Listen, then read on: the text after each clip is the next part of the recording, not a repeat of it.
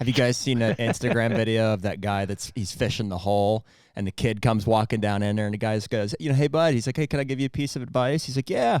He's like, when somebody else is fishing a hole, he's like, it's kind of impolite for somebody else to come in and start fishing it. And the kid goes, you.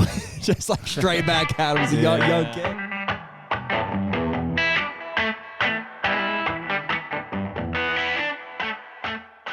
The HUNTR Podcast is brought to you by Hoyt. Should be no surprise to anyone listening to this that back with Hoyt another season. I'm actually going to be shooting the AX2 aluminum this year. You traitor. But you're still going RX9. Yeah, blacked carbon, out as always. Blacked out. Yeah. Big surprise for 80 everyone. pounds. Big surprise. Yeah. But seriously, man, I mean, it shouldn't be a surprise to anyone. Every year it seems like we get a new Hoyt bow in our hands, and they're always a step above the last and just a step above everybody else. Yeah, they're so consistent, man. Just their processes get better, every year. And we've really been excited about, as we've grown with Hoyt, we've brought some others in with us. We just feel like the Hoyt family is growing, like the community, and we're really excited about the people that are involved, excited to be a part of that company. And it's really awesome. So for anyone that's excited about Hoyt like Jared and I are, you can use the code HUNTR, HUNTR, on Hoyt.com. Get serious, get Hoyt. And we're back. Ew. HUNTR Podcast, episode 252. I'm going to slow it down here a little 252. bit. I'm wound up this morning. Yeah, it's just that time of year, man. Just especially with the weather and we're about to head out to Illinois tomorrow. And so it's like just trying to jam everything into small chunks at a time. That's what it is. Because of weather and yeah, that's what it is. I'm trying to be so agile with the weather conditions and with our timing and getting everything to align at once. It's like it's high stress. Yeah. So and even that, it's like, okay, we found a good gap here, but then we just checked the forecast and it's gonna be super windy, which for spraying, not the best. Not ideal. So, we'll navigate it as it comes. But yeah, it's May 15th. It's crazy. It's mid-May. Yep. Which we're in good shape. I mean, dude, as far as a bunch of this stuff we're trying to get in the ground, in years past, I haven't planted beans and stuff until first week of June. It seems like I was always later, but we're bumping it up. So hopefully that'll buy us some grace if we need it, Yeah, from a weather side. If we need to adjust and redo anything or, kick things down the road type of thing. We have some time here. Yep. No, it should be good. So yeah, so we are heading out to Illinois tomorrow. Going to spend 2.5 days, give or take, out there, just trying to knock stuff out. Beans in the ground, switch in the ground, lots of spraying. And yeah, that's pretty much the gist of that trip here. And I got to get to Kentucky and get stuff in the ground. Ohio, I'm done. Yeah. So that's nice. Dude, I was telling somebody the other day, it's like running multiple small businesses in other states on top of the multiple small businesses that we're running around the states. I looked outside at my trailer and my tractor and I'm like, boy, I really don't want to have to hook all that up right now. Yeah. I don't blame you. We would have been pushing it. Yeah. Yeah, it'd been a lot. So anyways, we're going to get out there and knock that stuff out. And yeah, I mean, other than that, starting to see some velvet grow, which is exciting. Yeah. It gets you back in the jam of things. We've had it's been dry in the Midwest, but we've been super rain saturated out here in the mid-Atlantic and east. I think even just yesterday, I think my farm in Ohio got 1.8 yesterday, which is starting to get on the edge of slow it down. Yeah, I'll turn it off. I'm dry. Turn it off. I don't think it's rained in Illinois in 25 days. Yeah, I mean, I don't know. I mean, I looked at it, the other day, and it said we had a 1/4 inch. So yeah, I mean, but it is dry relative to out here. Yeah. So, but that's all right. I mean, we know that we got rain coming when we're going to get this stuff in the ground. So, which is all that matters. Hopefully we can get it in the ground that's what we got to figure out. I did, after talking to Skip, I got some options for you. So we'll talk about that on the Farm Companion later. In the spray situations. Yeah. Sounds like we're playing in July. Just what sounds like. Breaking Bad for some cocktails. So many chemicals, dude. Yeah.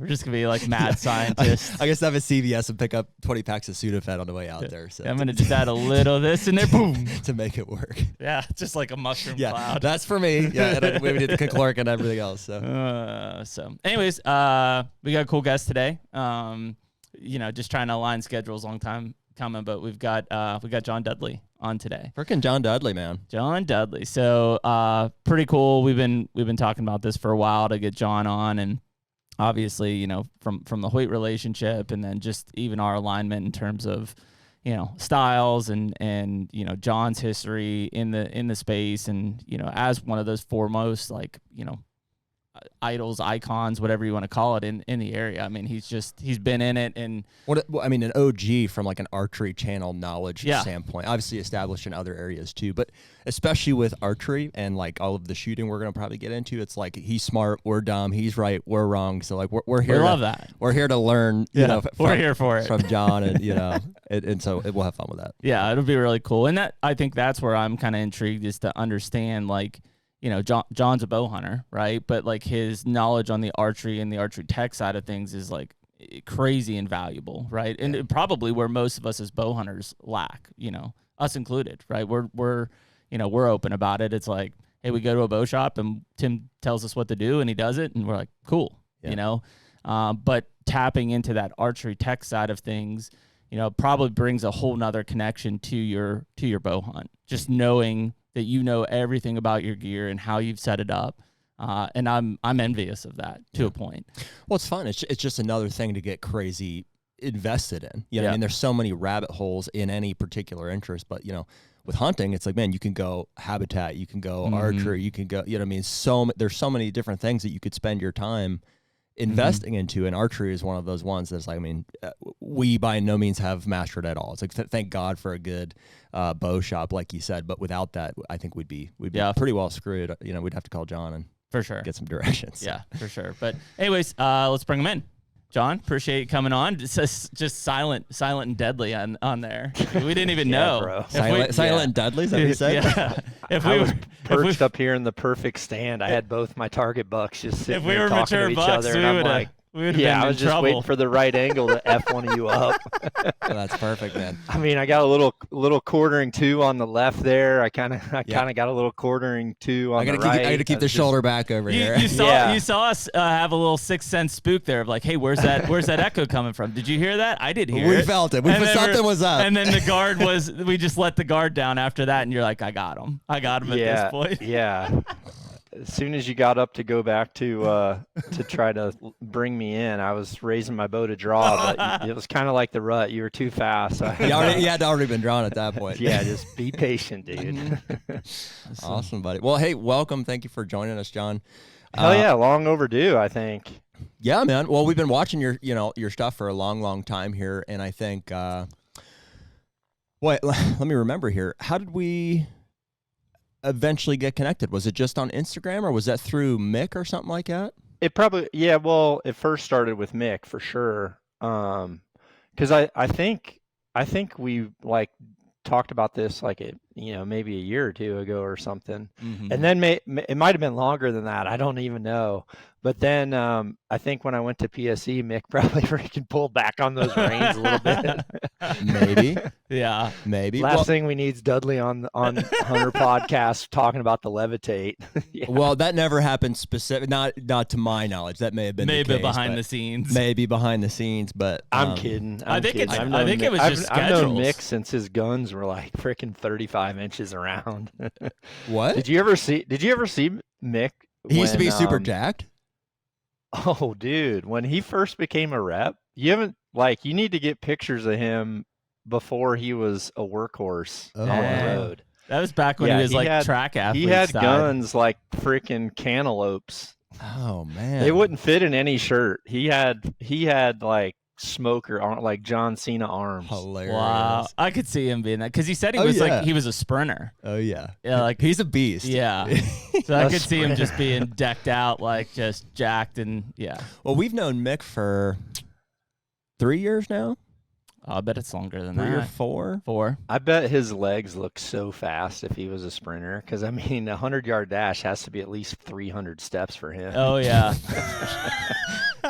Yeah. What he lacks in height, he makes up for in personality and leg muscles for sure. But yeah, he sports your hat all the time too. Well, I took him to a really nice dinner, and actually, I don't know if we bought, so I don't know if I can take credit for that, but I do know he had your hat. He was the only flat brimmer down in that part of Texas. I can tell you that. Is that right? Oh, that's funny. He's a big HUNTR Podcast fan. It's just fun. We like Mick a lot, but yeah. Well, dude, why don't you start, John, if you want, for our guests, just kind of give us a little bit of intro about who you are, your channel, anything you want to share, and we'll go from there. That always seems awkward. Well, don't make it awkward. No, It doesn't have to I be. guess just to fill everybody in, I've been in the industry since I was 18. At 18, I started working for Matthews and started shooting professionally then. I had shot tournaments prior to that. Started bow hunting when I was 10, actually, and realized at my first 3D shoot how horrible I was honestly, as an ethical hunter. The very first 3D shoot I went to, I was out of arrows halfway through the course. And I just realized, hunting's my main passion. So I've said it for decades now. Seems weird to say that, but 3 decades I've been saying, I'm a target archer to be a better bow hunter. And I'm a better bow hunter because I'm a target archer. Mm-hmm. Not shooting pro anymore. I had my run with that, and that's a lot easier to do when you're working for someone else's business and when you don't have a family.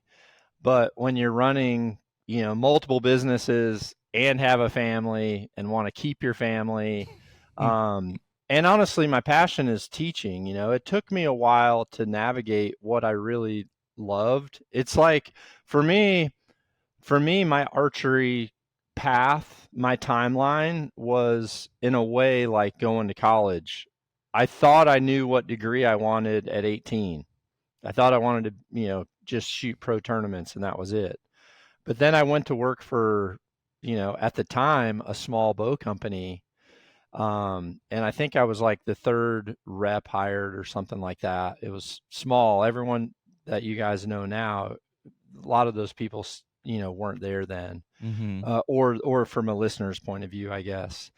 But as once I was in the manufacturing side of the house, I had a very, very different perspective of the archery industry, because I'm looking at it, pros look at the archery industry from a consumption point of view. We're consuming the industry. We're seeing what's coming. Maybe we get something early, maybe someone gets a bow in August that's going to launch in November. That there's a difference between that and then being in a meeting where you're talking about next year's bow, and you're relying on a marketing team to push this thing across the finish line that you've already been working on for a year. And then you start to you start to see the industry from a marketing point of view, like what wheels you grease to put your brand in a certain perspective, or, there's just, it's a very different perspective. I mean, from it, when I was a shooter, I was looking in, and then when I was a manufacturer, I was looking out. Yeah. Mm-hmm. And so, for me, like when I went to work for Matthews Archery, and then, at 19 years old, I'm in an R&D lab with Matt McPherson, with solo cam bows, or like some of the first perimeter weighted solo cam bows. And actually, like what now is Matthews, with the 2-cam bows, and like what became the Monster originally. I saw that bow, I'm sure, in like 98 or 99. Wow. And we patented it, and that bow was pretty much saved, that 2-cam split limb type of Matthews, that was saved for when the solo cam patent kind of ran out, which what was my take. But that's imagine that now that I'm looking back and I see what a Matthews looks like right now, I'm sitting there thinking, holy cow, I was actually seeing something a decade. That's crazy. Before it was fully conceived and born to the market. Hoyt did the same thing. I was very, very fortunate that my age group paralleled like Zach Kurtzall's, Darren Cooper's, Daniels, Tom Driffles, Jeremy Eldridge, Mick was pretty young when he came in. Mm-hmm. I think I was in my 30s by that time, but it was just really cool going to tournaments. And those leaders now at Hoyt were just punks pulling pranks in hotel rooms with me, at big events, at majors. We were all shooters, but they were like, brand new engineers or, assistants in a department or whatever. And we got to see this industry completely change. We got to see information slowly start to change and come out. And honestly, as I brought information out, I was ridiculed by the US team members that I shot with. I was not liked and still not liked for giving information to other people that we competed with, because I would go to a world championship and see someone from India with a wooden peep sight. Yeah. That they carved out and put in their string. And like, you could tell they put it in with like a spoon. So, I was always trying to help people at events. And all of a sudden I realized, like, my calling isn't competing. My calling is watching this sport grow any way that I can help, any way that I can help. And that became my passion. But that wasn't the degree I first started out with. The degree I first started out with was me going to tournaments and me winning money. That was how it started. But I just realized there's so much more to the industry. And when you are on the other side of that mirror, looking at it a different way, you just realize, like, you have an option to choose your path. But the industry has so many crazy timelines going down, and it's just a matter of where you really, in my opinion, where you can do the best good for this sport. Yeah. And Nock On became a platform for me to give free archery information to the industry, and also allow me to, like, make a hard stop in target archery when hunting started, because I didn't and don't want to, like, do target stuff during hunting season. I'm a hunter. Yeah. I came from the Mississippi Delta. That's who I am. That's what I love to do. And, if you said, would you rather have a 200-inch whitetail or a 400-inch elk or a 200-inch muley or an 80-inch antelope or an Olympic medal, sign me up for any of those, and I'll take them before a medal. That's my opinion. Yeah. Well, so, I mean, John, you mentioned kind of seeing that evolution, and we've talked about it here. If I go back, like, I started bow hunting in 96, 97, something like that, where I was 12 or 13 years old. And at that time, there's still, bow hunting was kind of a rarity, like an oddity, right? There weren't a ton of people doing it. And Jared and I always try to nail down, it's like, man, when was that time that bow hunting exploded, right? Because, like, if we look at it now, it's like everybody I know bow hunts, so it's somewhere along that line, we went from, like, we talk about it, if you killed a deer with a bow, like, you were something, man. There just weren't many people doing that, to now it's like everybody bow hunts. Well, I mean, honestly, the way this whole thing laid out is just perfect, because the reality is, I think the growth, we have Rogan to think about that, the growth of non-hunters coming in, or I should say undecideds. I mean, we definitely have to hand that over to Rogan. But above that, you got to hand over the fact that Cam, like, snagged Joe. Yeah. And, and that time with Cam and Joe together, Cam solidified, the most powerful voice in media. Yeah. To the bow hunting community. And to be honest with you, I got brought in by Joe he kind of tweeted out there that he wanted to, get some lessons and hook up. And I kind of thought it was a joke, but then I ended up, replying. It was, and honestly, all of my social media was set up by someone else. I was writing with different pen names, and I was publishing like 200 pages of articles a year in like 7 different countries in different languages. I was writing for different federation magazines, or Oh, wow. I was just trying to spread archery information and doing free seminars all across Europe with magazine editors and stuff like that.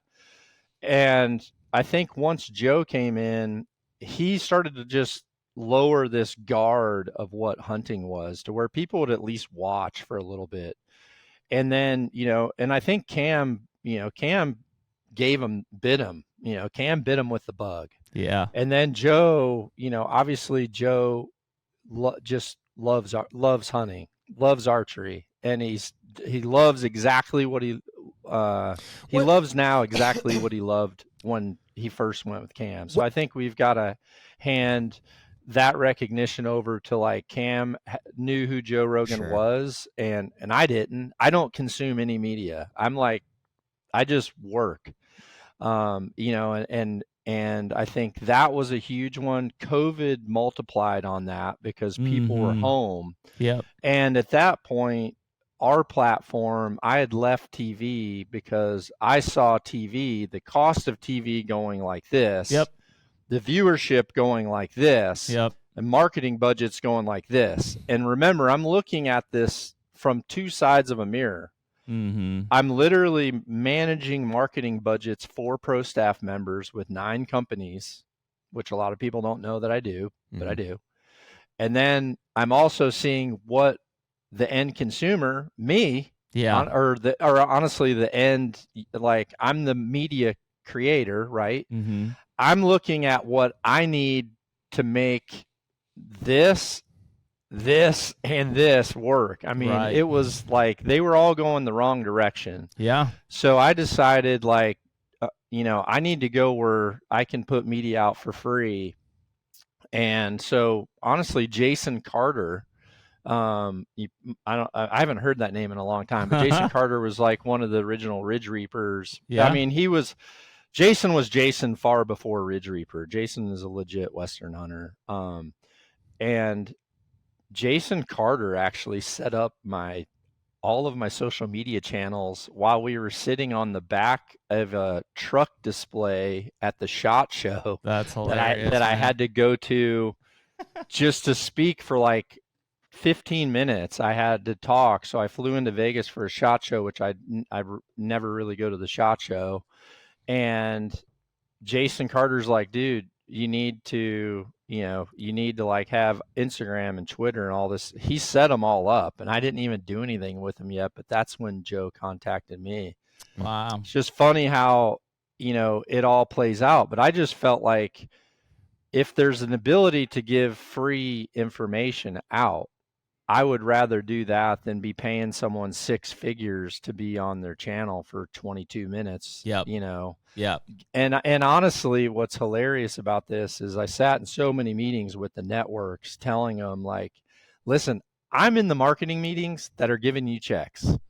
Like, I'm going to leave this meeting talking about my TV show, and I'm going to go sit in a meeting and I'm going to listen to 15 different TV shows pitch their stuff. Yep.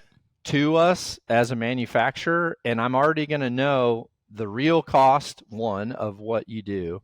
I also know that the networks were underselling those ads, the remnant ad space, for less money than what we were having to buy the ad space for to then sell it to the manufacturer. So I just said, like, dude, this is a losing model. Like, this is 100% losing. And then once, for me, what did it, if I'm honest, was when Facebook Live first came out, I did a Facebook Live video on, I just said, I'm going to go live and I'm going to teach you how to cure target panic. And I did a 1-hour Facebook Live about curing target panic.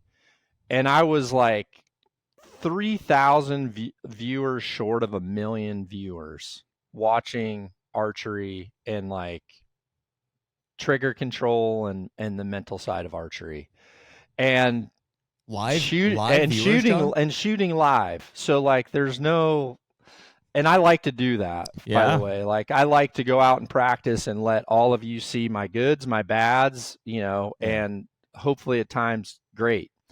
So I did that, and then all of a sudden, like, we just started growing. And I think it's like, even with podcasts, it's really hard for people to start a podcast and be successful now. I got in early because Joe is like, dude, you have to do a podcast. Like when you've done them, your information is so deep. Yeah. Like you've got like, that's the only way you're going to be able to explain stuff this far, is if you don't have a time crunch. Like he was obviously, he owns podcasting because he knows how awesome that new format was. So that's really what I did. I just got in. I pulled parachute on having to pay to put my information out. Mm-hmm. And by the way, they wrote it in my contracts that I was limited to 3 minutes of educational time during a show, no more. Crazy. So I was like, dude, I'll do a whole show on how to make people better. Yeah. They wanted nothing to do with any of that. Now, boy, have the times finally changed, but I just think I got in at a right time. And I don't know, I feel like right now, a lot of these guys have an uphill battle because they're really faced, they're trying to get to a level that they see some of the veteran people that were in digital media. They try to see that level. And honestly, it's kind of like you can get there ethically, non-ethically, clickbaity. Mm-hmm. The hard part for me is what's really best for the longevity of the industry. And as much as I love all the information and ability for anybody to put stuff out there right now, it's also like very scary for me too, because we're one pro hunter doing something really dumb away from a serious issue, and that's one of the things that I keep saying, like even to people I really respect and people I love that are in the digital world. I'm like, hey man, bring out good information, bring out good information and just, and be true to yourself. But if we put the reputation of the industry on the line for some of the stuff that we're trying to do to leapfrog each other in the industry right now, it's a pretty dangerous game, and I'm a little bit worried about that. So that's why I'm just trying to drive home good content that helps people more so than helps the business. And I think when the people at the other end of this video or audio, when they know that's what they're getting from people, like I've talked to several people about you guys, they know what you're getting, even like when I quietly listen for the first few minutes, it's obvious there's two friends that are communicating together, and you guys are just having conversations, and the outside people benefit from those conversations. That's really what we need to have, all the way around for the longevity of the industry, because, one stupid public move that lacks integrity, hunting could have a bullseye pointing right at it, and it's fragile. I've traveled the world, and I know how you can't do it in a lot of places, and I know how there's fights for it to not be done in most places. So we've got a kind of a fine line to walk there. HUNTR Podcast is brought to you by Deer Grow. Man, we've been using Deer Grow products for a long time. The Plot Start and Plot Boost, more recently Plot Till. Now we've got 3 new liquid fertilizers that have been put in the mix that will cover everything we could want for a food plot program. It's huge, man. The more food plotting we do, it's like, man, the liquids just make sense. Like whether it's herbicides or the Plot Start and Plot Boost, and now the fertilizers getting mixed in. It's like, man, I can combine all of those in certain cases and do less passes for more results. I mean, it's all about efficiency. I mean, like you said, less passes. If you're out there treating your beans with glyphosate in the summertime, you can mix in this fertilizer, do that all at once. You have the boost in there to help some metabolism. It's all about efficiency when we're talking about food plots. And really the big difference on these liquid fertilizers is you're bypassing some of these soil limitations, pH limitations, the soil type. In a lot of cases, we talk about dry fertilizers only being available for 17% of what you put down in the first year. These liquid fertilizers straight into the plant are 90% available in the first year. Huge difference in what you're going to see in growth. It's huge. And so right now you can use code HUNTR15 for 15% off any of the Deer Grow products on their website. And as always, better food plots, bigger deer. It's obviously happened before. You know, there's things that come to mind. I mean, there's some of it being more like, and it was like, 5-8 years ago, I remember there was like a lot of the African big game stuff, like some of the female huntresses, like they were really getting a lot of hate. Yeah, like with giraffes and lions and things like that. Yep. And then you had other things, you know, along the way, obviously, and I don't care. We won't name them by name here, I guess, for today, but there was like some things that even Jeremy and I were like, ooh, is that like, you know, I get it. You know, I guess I'm like, I can put myself in those shoes, but I can also see from an undecided standpoint, a general public, I'm like, I don't know how that looks. And we know those guys too. You know, we have the same conversations. And I know for the most part, you know, we choose to be, we're careful about, you know, who we associate with and who we want to be friends with. But the ones that we do respect, I know that they struggle with that too. They're like, well, I don't know, like this really could be beneficial. It could be attractive for people to see. They could learn from it, but also some people are not going to like it. So well, it helps when you see guys, you know, obviously, like you said, Joe has been a huge advocate for it. But, you know, beyond the hunting side of it, when you see Joe posting once a week that he's just consuming elk backstrap over and over again, it brings better light to it, right? Because it's like, well, there's plenty of guys with money like Joe who are just out there trophy hunting. But he's doing it because, like, he loves elk meat. Like, he loves to be able to eat sustainably like that. And so from a non-position point of view, right, like, people see that and they're like, okay, cool. Joe goes out, he shoots an elk, he comes back, he consumes it. Like, that's what hunting should be. And I think that as long as he's doing that, that's really laying a huge net across all of us to make us look better, right? And so that's a big factor of kind of how hunting is viewed now. But to both of your points, like, somebody else could do something really stupid and taint all of that really quickly. Yeah, for sure. Certainly. And you know what? Do you guys know Robbie Kroger from Blood Origins? I know Robbie. Okay. Robbie was an old professor of mine at Mississippi State back in the day. Dude, you imagine that's awesome. That dude being a professor, how cool it was?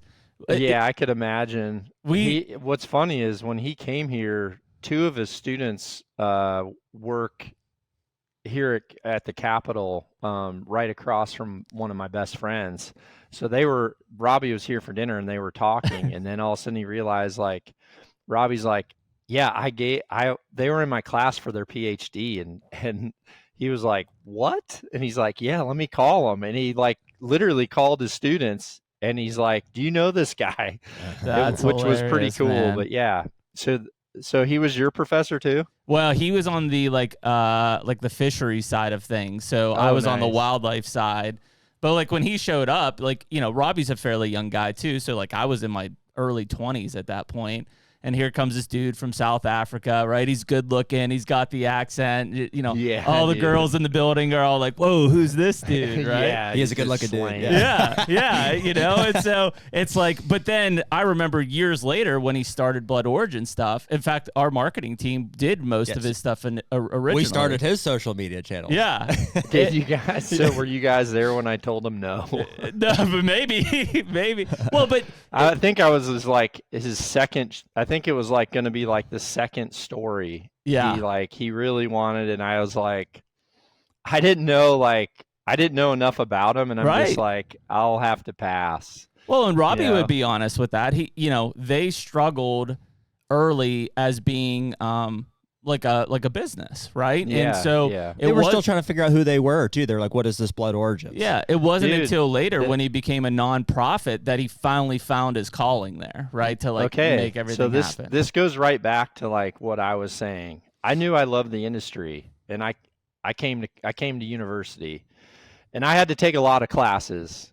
and there was a lot of different directions I could go, but I found what my calling was. Through it all, I actually was able to find what I really loved and what was for me. Mm-hmm. Now, when Robbie was here, and his first turkey with a bow, that hunt actually comes out next week. But when Robbie was here, the sun comes up and I had to keep all the windows closed in the blind until like an hour after first light of opening day of his turkey season, because he was literally on a press conference with South African media, because they had just this was a huge documentary had launched about the importance of elephant hunting. Mm-hmm. So he had this huge interview in the blind, and then he also had like 16, I might have got that number wrong, but like there was a bunch of leopards in a freaking plane that like he was like, people were FaceTiming him. Here's all the leopards like going onto the planes, and then we're getting FaceTime from in the plane, and like these leopards flew 6 hours and got transplanted. Brothers, so like I'm dealing with that in in the blind. Yeah, but I listened to Robbie talking to the media, and I realized again, it's like, what side of the lens do you look at something from? Mm-hmm. And I, as a person, there's times where I get bitch slapped and realize like you're looking at this from only one direction. Right.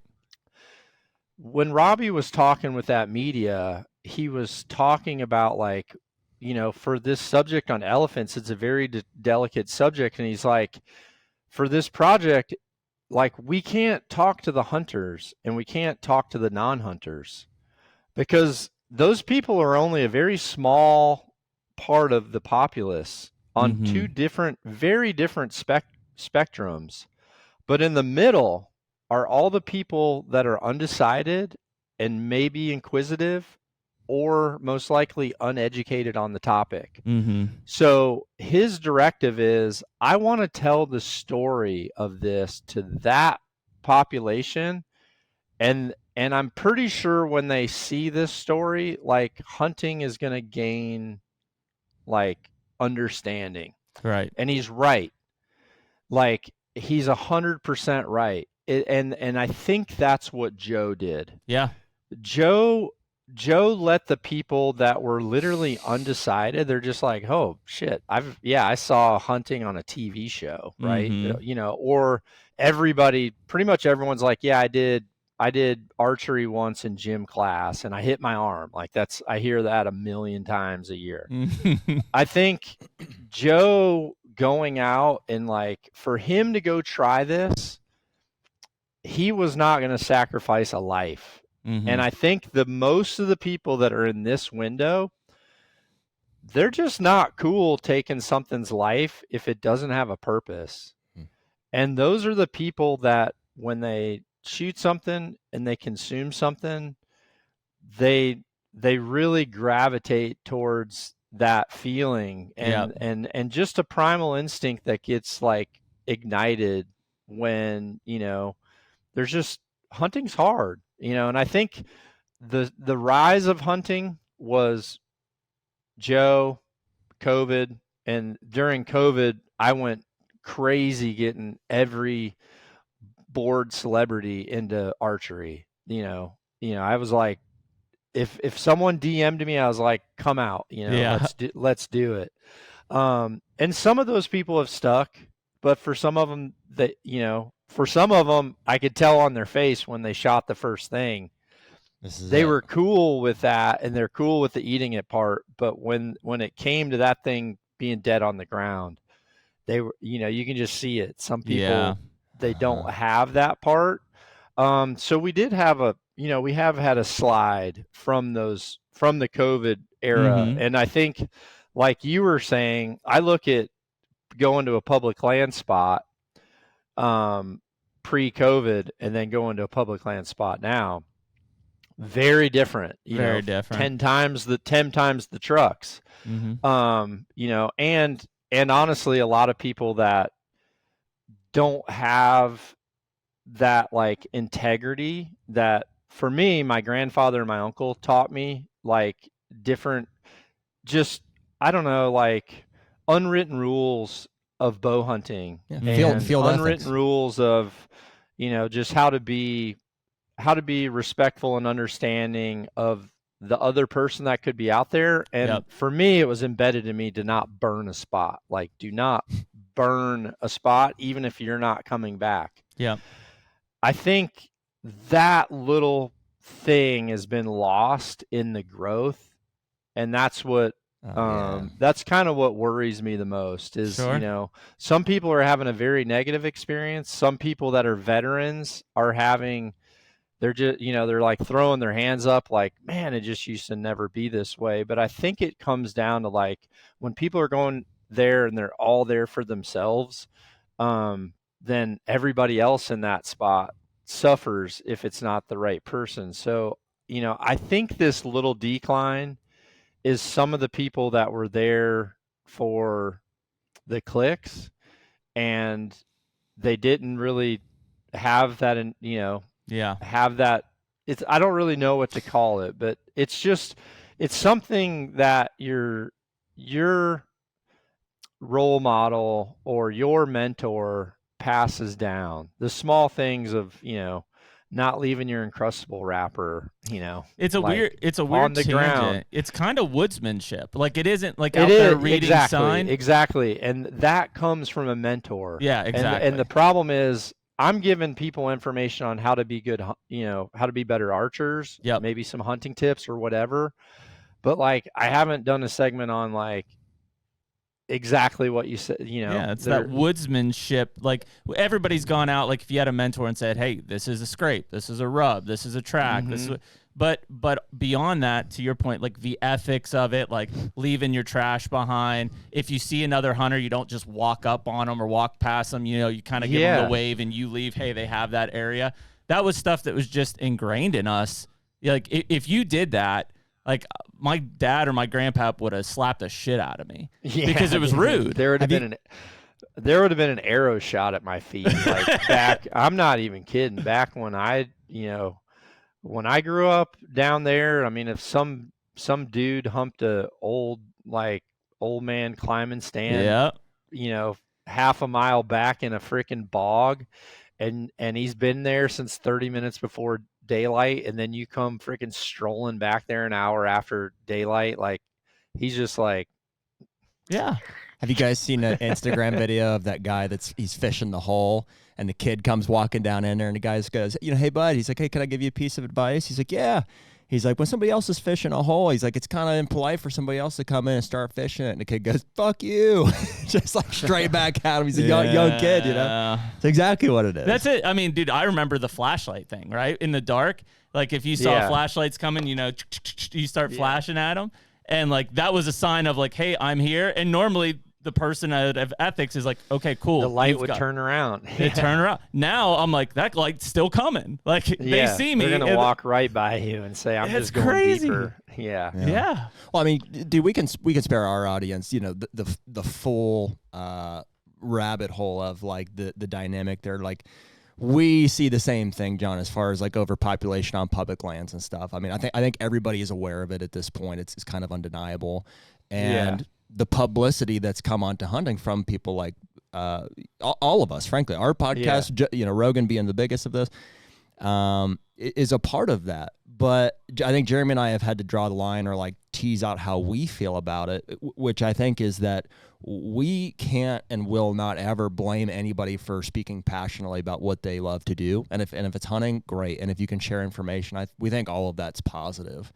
Yeah. We leave it to, the states essentially, and we think they need to be held accountable for managing the resource and the pressure that may or may not be put onto it by, platforms like this.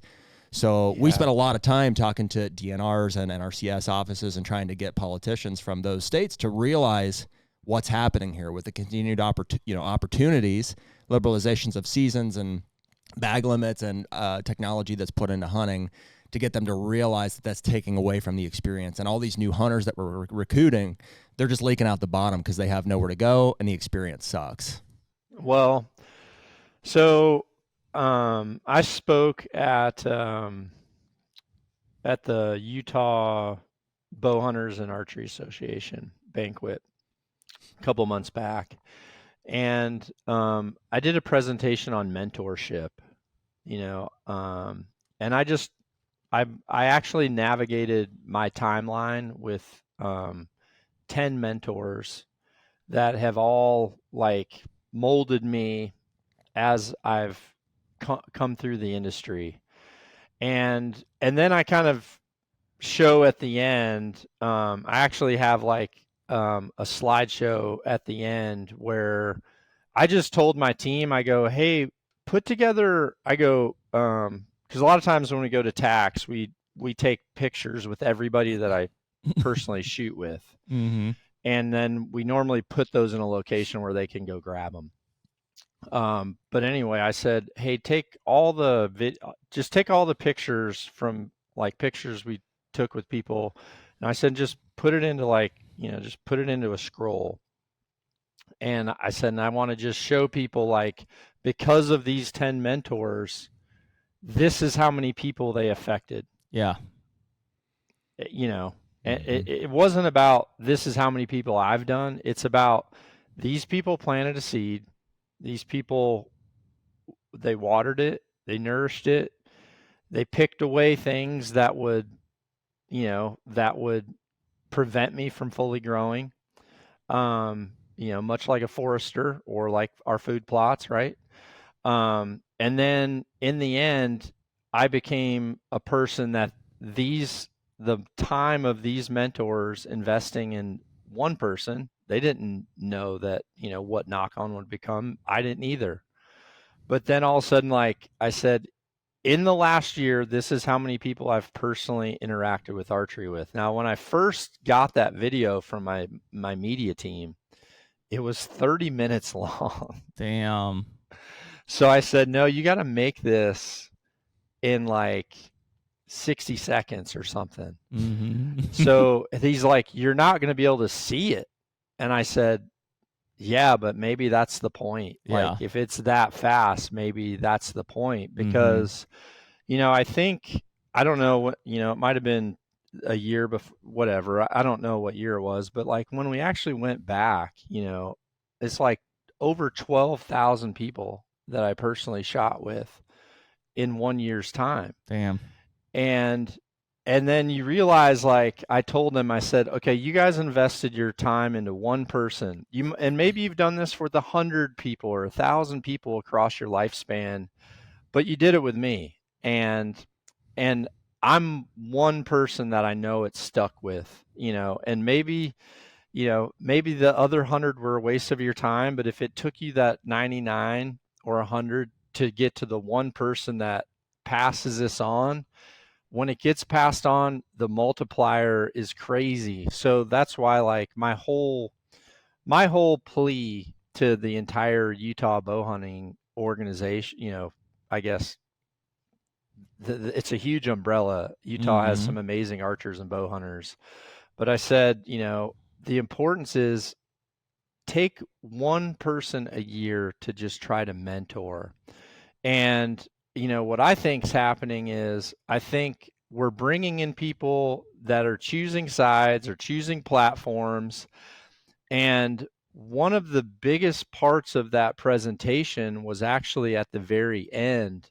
And I talked about the biggest thing that we have to prevent growth right now is a divide amongst ourselves, because we're drawing hard lines in the sand of public versus private. Yeah. I hunted public when I didn't have places to go, and sometimes I'll drive past a public place and no one's there, and like I just go. Yep.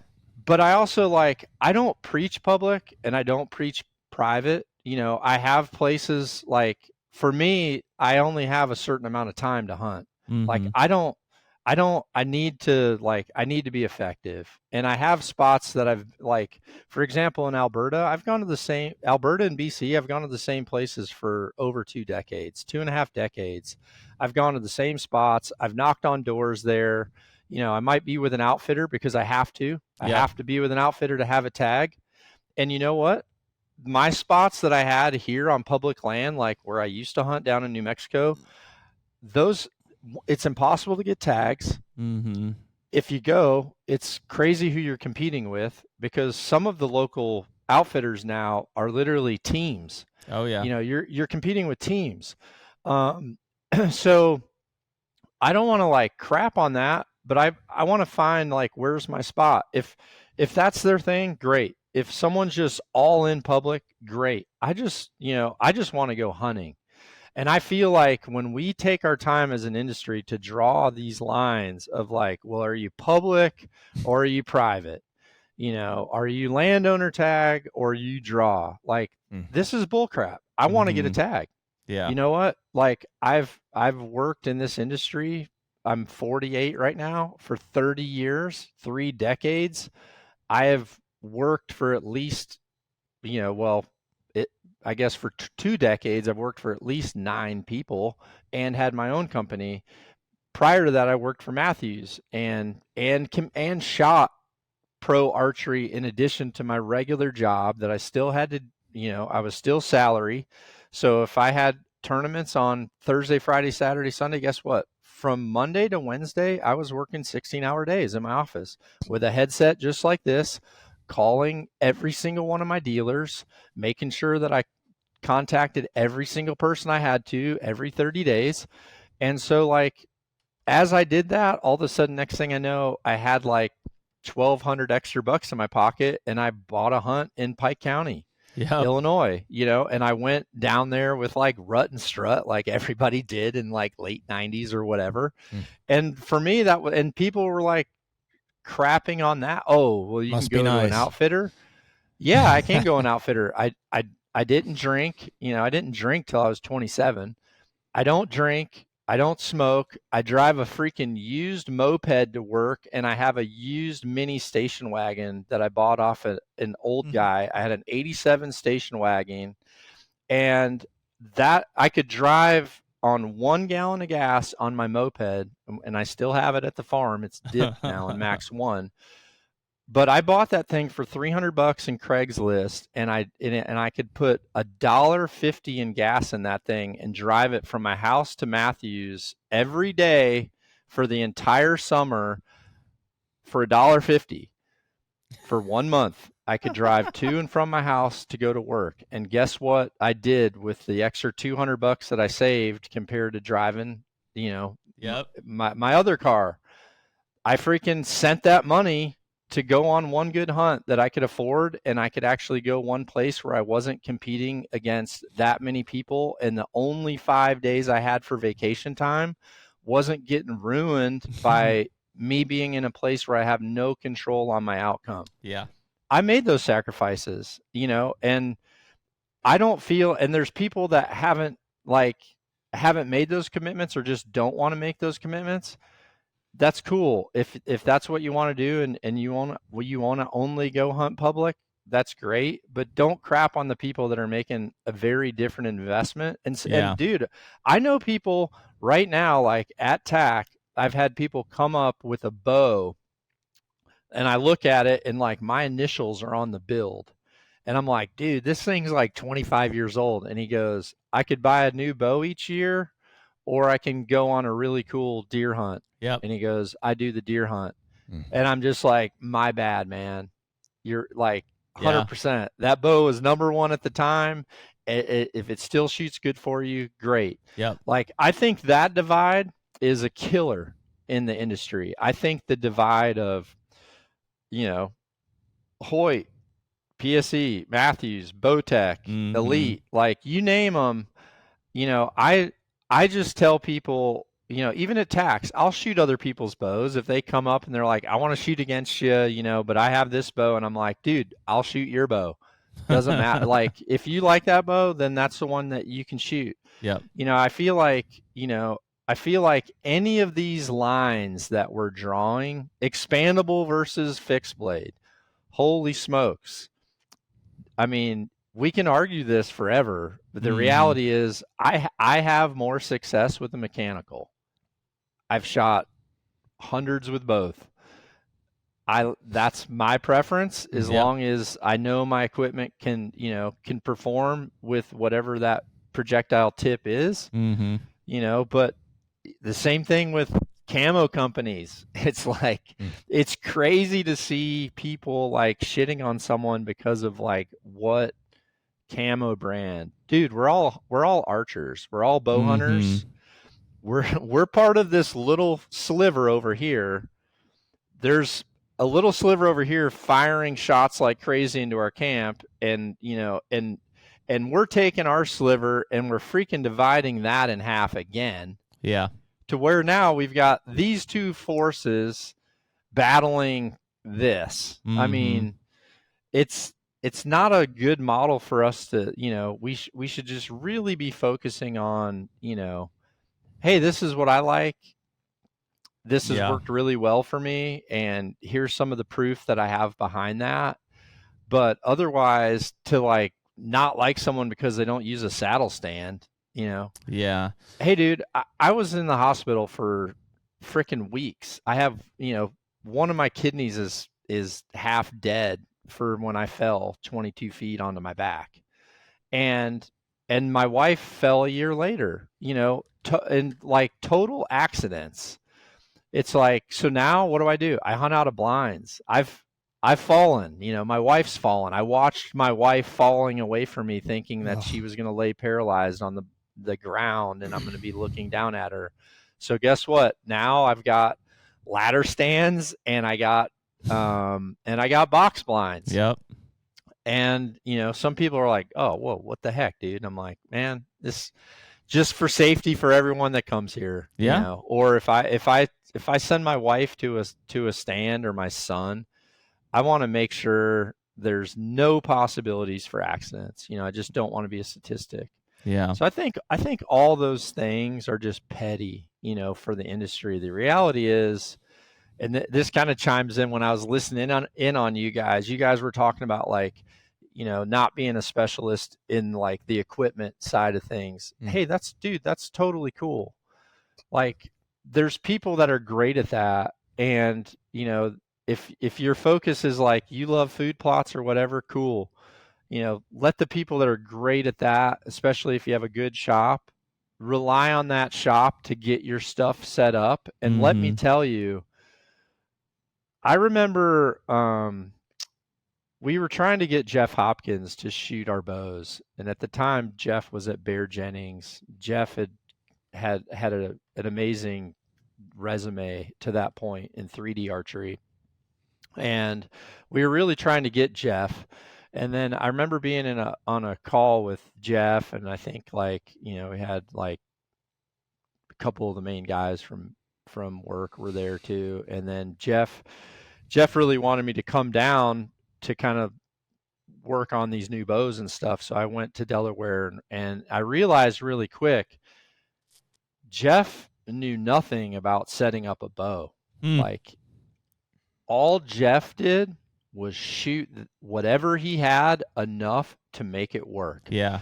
So, this isn't my saying. I think it's Bud Folk's saying, but there's 2 steps to being great at archery. Step 1 is learn to shoot a 10. Step 2 is repeat step 1. Yeah. Everyone can have a different way to shoot a 10. And as long as you figure out number 2, you're going to be a great archer. The reality is most people actually perform number 2 better when their technique is set up properly, because the prodigies, you look at people that have wacky form or shoot like a release that no one else can shoot that good or whatever it is. Those people most likely have just done it so many times that they've figured out a way to repeat their step 1, but that doesn't come unless they freaking grind it out. And you have to like realize that even if you're not great, if all you're doing is chase some placebos, that's all you're ever going to be. You have to just put reps through a bow. I mean, you have to just shoot. And even if your bow is not tuned great, if you can do the same thing every time with a not tuned great setup, you can be pretty damn repeatable and pretty damn good. I mean, I've had so many bows where I just like, pick up someone's thing. I look at them like, oh, this thing like does not look good, but I'm just like, okay, all I have to do is the same thing twice. Yep. And, cause I have lots of people come up and say like, I want to, let's go me and you one-on-one or whatever. And sometimes I don't even have a bow. So I just like look at their bow and I'm like, okay, I can see their sight pins way out there in my mind. I'm like, okay, this guy's got like 8 ounces of facial pressure on his arrow. Like I can't mimic that, or I can't mimic his torque. So I just, most of the time I'm like, all right, let's do 2 arrows and we just judge on group. Because I'm like, I'm not sighted in for your setup. So do you want to just 2 arrows, tightest group? Yeah. Because then all I have to do is be me. Yeah. That makes twice. sense. Yep. Even if that factor's wrong, as long as I'm equally wrong twice, then I have a group. Yep. And now honestly, once you have a group, now you start figuring out how to move the group to the middle. Right. Mm-hmm. And see, most people haven't done that.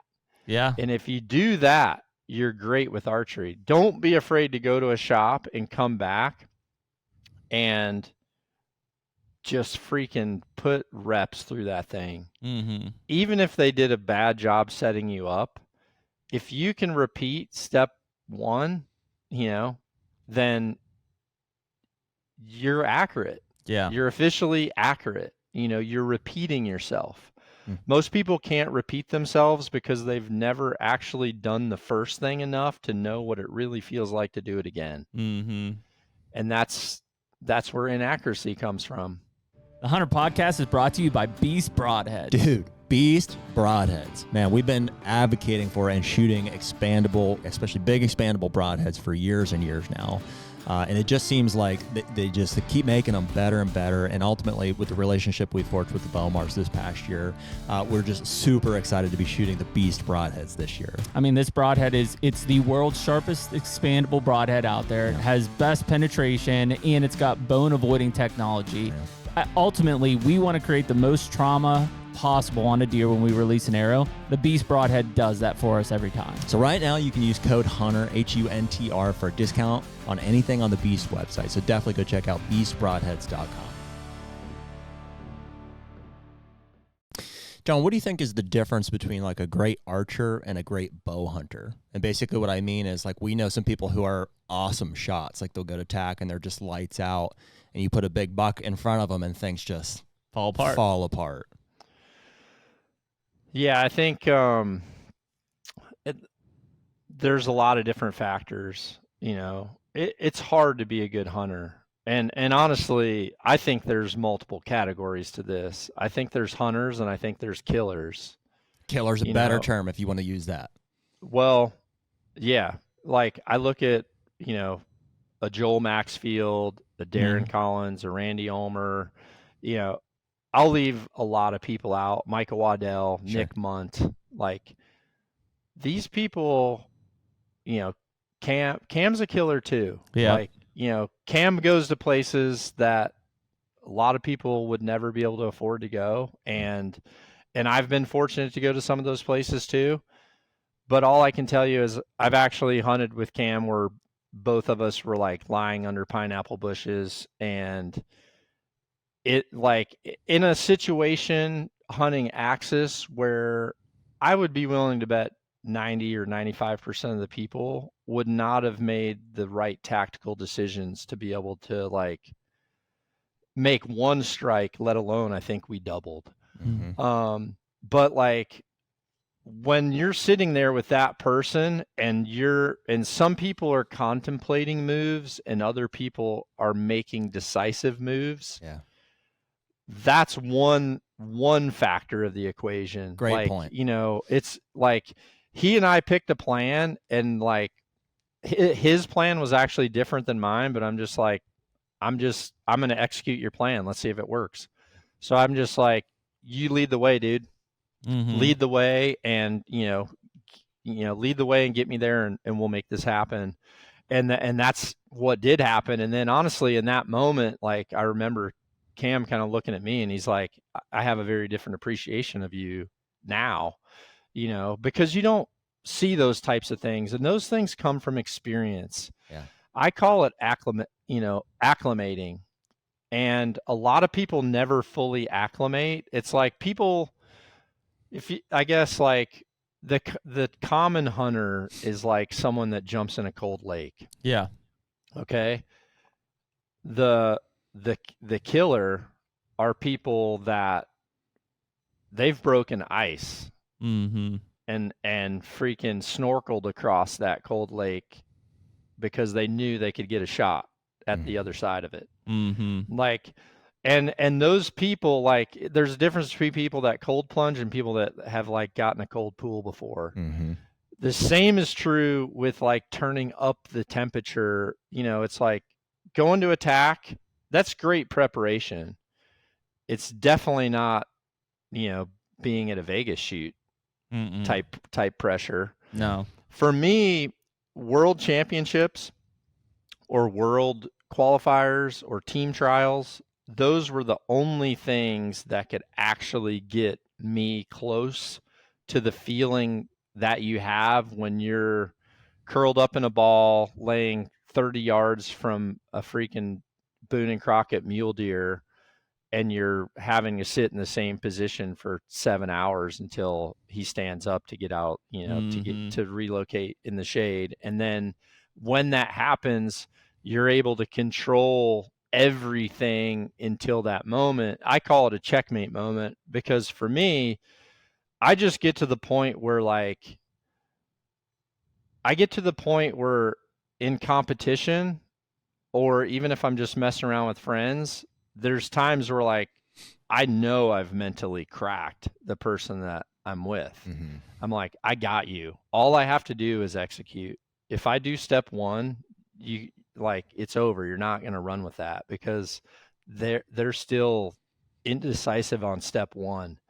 And then, I think once you go to some big tournaments and you realize, like, there was some tournaments I went to where I was so freaking nervous, I didn't even know if I'd be able to pull a 60-pound bow back. Mm-hmm. And then once I did pull it back, I was like, thank God this isn't live. Like, I would say now, thank God it wasn't live streaming, because, I'd look like a dog shitting persimmon seeds sitting there, like, trying to be in a pro event, with that kind of nerves. And you have to flub it a bunch of times. For me, I don't think I ever like really learned how to win. I just really learned, I learned how not to lose. Mm-hmm. I lost so much, I've wrecked opportunities way more than I ever, capitalized on them. And there just comes a point, at least as a competitor, because I've always looked at myself as a competitor, there came a point where I'm like, I'm sick of this. Like, I'm just done with it. I'm not doing that anymore. Like, you need to freaking man up. You need to control yourself and, start to breathe. I remember as a hunter, I had that same thing happen. I was 100%. I was 17 years old. I was in this marsh. I was dating this girl, and her family was really into waterfowl hunting. And all they had was this huge marsh, and there was one tree out in the middle of it. And I was like, does anyone deer hunt here? And they're like, not really. And I said, there's got to be bucks out here, because, I mean, it was in Antioch, Illinois. So it was like northern Illinois. It was in a pretty cool little spot. And they're like, no, we only have like that one tree. And dude, I sat in that thing for a month.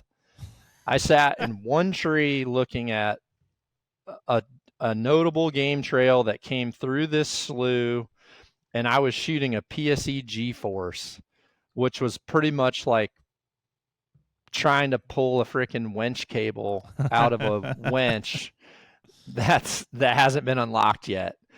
And dude, this freaking buck comes out of this timber that I could see as far as I could see. And I watched this buck come out, cross a highway, get in the marsh, and literally navigate this one game trail.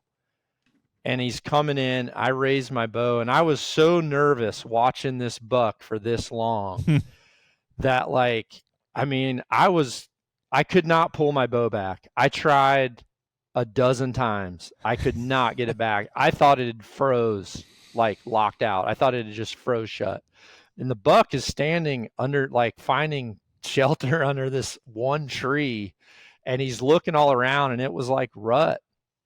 And he ends up just like doing what a buck would do. And like at the cruising part of rut, he kind of came in, got in some shade, took a break, looked around, slurped some water, and then just got on that trail and just like, F it, I'm just going to walk to Wisconsin. And I remember like never getting my bow back. And then when that thing finally went out there, I was like just raging. I'm like, what the freak is wrong with this son of a, and I just like grab it and just pull it back like nothing's and I'm just like, holy shit, dude, that was you. That was like being in a dream where you can't scream. Wow. Yeah. And it's pressure, it's anxiety, it's panic, it's fear. And for me, I had to just do it so many times that I got sick of it, and I just convinced myself that I wasn't ever going to do that again. And then once I started going to tournaments at that level, I realized, holy shit, from a hunting point of view, dude, the checkmate, like I see something and, as soon as a deer's like even remotely in an opportunity, I'm like, this is over with. Like I've got a range. He's done. I've got a number right now. Like you're dead. Yeah. Like that's it. That is the thought process, John. I think too of a killer. And like, I guess you got to watch because you can see him in the back of the truck already, and you can like lose sight of your arrow, so to speak. But I feel the same way. Like I went through the same frustrations of getting pissed off and just failing over and over again from the time I was 12 to the time I was probably 25. I was like, this cannot happen. Target panic was a part of that. Missing bucks was a part of that. And then eventually when I started to, I decided, I was like, I'm going to fix it. And I started gaining some competency there. When I have bucks inside of 20, 30 yards and I've got their number at that point, the only thing in my mind, literally, I think I said it out loud on the last buck I shot in Iowa. I was like, he's done. He's just done. I know he is. He's not getting out of here alive. Yep. Yeah. And again, it sounds like you had that same line where you made a decision yourself and you drew a hard line. And, and some people aren't going to ever have that hard line because quite frankly, they never have enough situations where they do screw up. And that's the thing when you're in sports or when you're really training, this morning I was up at 4:30, I shot 100 arrows. Well, I didn't shoot first. I shot before I came on here, but I shot 100 arrows this morning. I worked out. I walked, I saunaed, like I did everything I need to do for myself as an archer before I had any distractions of people waking up, and I have to do it that way. But like, I am focused on training. Like I know what I need to do to be able to, like 2 weeks from today, I will be standing at Bigfoot, at Pennsylvania at 100 yards. And I got to, shoot that thing with 3,000 people. And I can't go there not prepared, and I can't go there without a killer mentality. And that just comes like a hot tub isn't hot if you've been in it long enough. Yeah. A cold plunge, if you've been in it too long, you're dead. Yeah. But still, like, you know what I mean? It's like the first 30 seconds is when most people are like, I can't do it. It's like you have to get to that threshold and make that decision. And I think a lot of people out there haven't ever done that.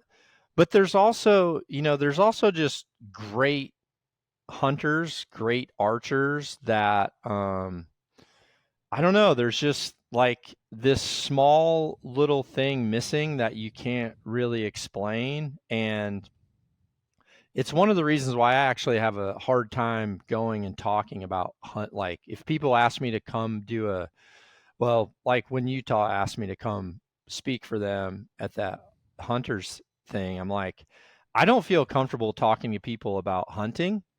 I don't want to come in as a hunting expert because I know there's people in this crowd that will never talk publicly. They probably show up at an archery shop once every 5 years when they need a new string. But that dude's got a shed that has straight killer. More big bucks in it than I've ever killed. Who am I to tell him how to hunt?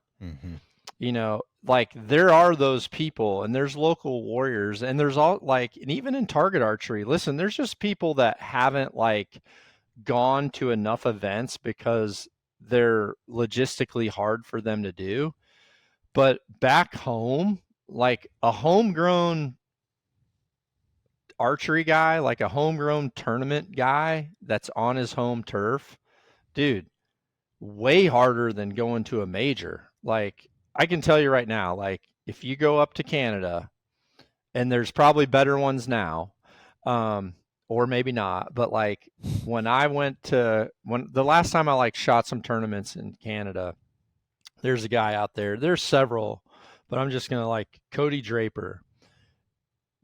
That freaking sucker is a shooting machine if he's at home and he's at Canada and he's around all those people that he sees every weekend, he is acclimated.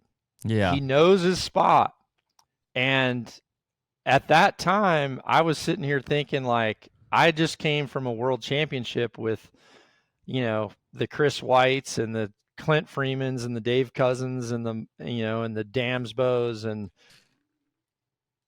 none of us would want a part of that guy on a field course if it was in Red Deer, Alberta. But the thing is, there's those same situations everywhere. Like, dude, Mike Anderson, which you might not know that name. I think he's still like running specialty archery products now. But when I was a teenager, Mike Anderson was in Eastern Iowa and Western Illinois shooting. And dude, this guy's shooting like 20 up as an amateur. Jeez. on local courses that were freaking legit. I wouldn't even believe the scores, but then when you shoot with them, you realize like there's people that are just that good. But guess what? We only saw him once or twice a year at a major event. Guess why? He was becoming a chiropractor. He was he was engulfed in school, and he had a very serious relationship. And it's like sometimes the puzzle pieces just aren't there because they haven't acclimated. They just haven't like experienced enough of the elements to where one change in something doesn't like just disrupt what they're doing. Like you need someone that's just kind of been there, seen it. And honestly, I had this conversation with, I have a text chain with a bunch of the original Nock On Nation community. And, I still keep track of people that I reached out to like before we even got started. And, we were talking about, Bodie Turner, and they were saying like, something like, what happened? I don't know what they were saying, but they were saying something like, do you think he can stay that good? Or do you think that like maybe he just hasn't done enough, hasn't been here long enough to know what he's really doing, which is a serious thing. Like that is a serious question, because there's a lot of people like that. There's a lot of great archers that, and I actually feel like I fell in that glove too, because when I started competing, when I left the States and went international for the first time, I didn't know any of the international people. They were all unfamiliar faces. So for me, when I went there, the only person I thought I had to beat was Dave Cousins. Yeah. I didn't give a shit about anybody else. I'm like, if I can beat Dave, I can beat this whole field. I didn't know there was Morgan Lundins and Chris Whites, and like, I didn't know. They'd come in my room and chat with Dave, and I'd just be like, yeah, it'd be like, me being in a room with my guitar right now and freaking, Zach Wild walks in, and I'm just like, what's up, dude? Yeah. We shredding later, I don't know. So, but like with Bodie, I'd have to look back, but I kind of blew their mind. I said, you guys are right. That could be the case. Or he could be a prodigy, and like there might not be anything. Right. That's, he might not ever care what he's doing, because some of the really good archers, they actually like, winning or losing isn't like a determining factor. Sometimes like, you can tell they're competing with something else in their mind, and it might just be themselves. It might be something, a parent wants or whatever. Yeah. So I kind of said like, hey, there's natural talent there, this, and he might be someone, or a lot of these guys, Mateus is the same way. A lot of these guys could be prodigies for, let's say 5 years. A lot of the really good, if I look at like Ulmer, if I look at Hopkins, if I look at Dave Stepp, like I grew up shooting with some of the OG ones, the Caudles, the Randy Chappells, like Larry Weirs, Ken Likens, Shannon Caudle. Like I've got a different set of names. They've all had windows where they were freaking awesome. And even like Tony Tazza. Yeah, Tony. You look at Tony Tazza, dude.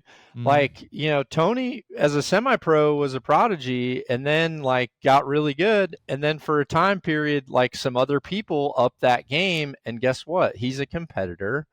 All of a sudden, next thing you know, he realizes, wait, there's a different bar, and I actually just wasn't at that bar because I didn't know it existed. Right. But the good ones figure out how to get to that new bar, and then next thing you know, here he is in senior, and he's crushing he's still freaking crushing it.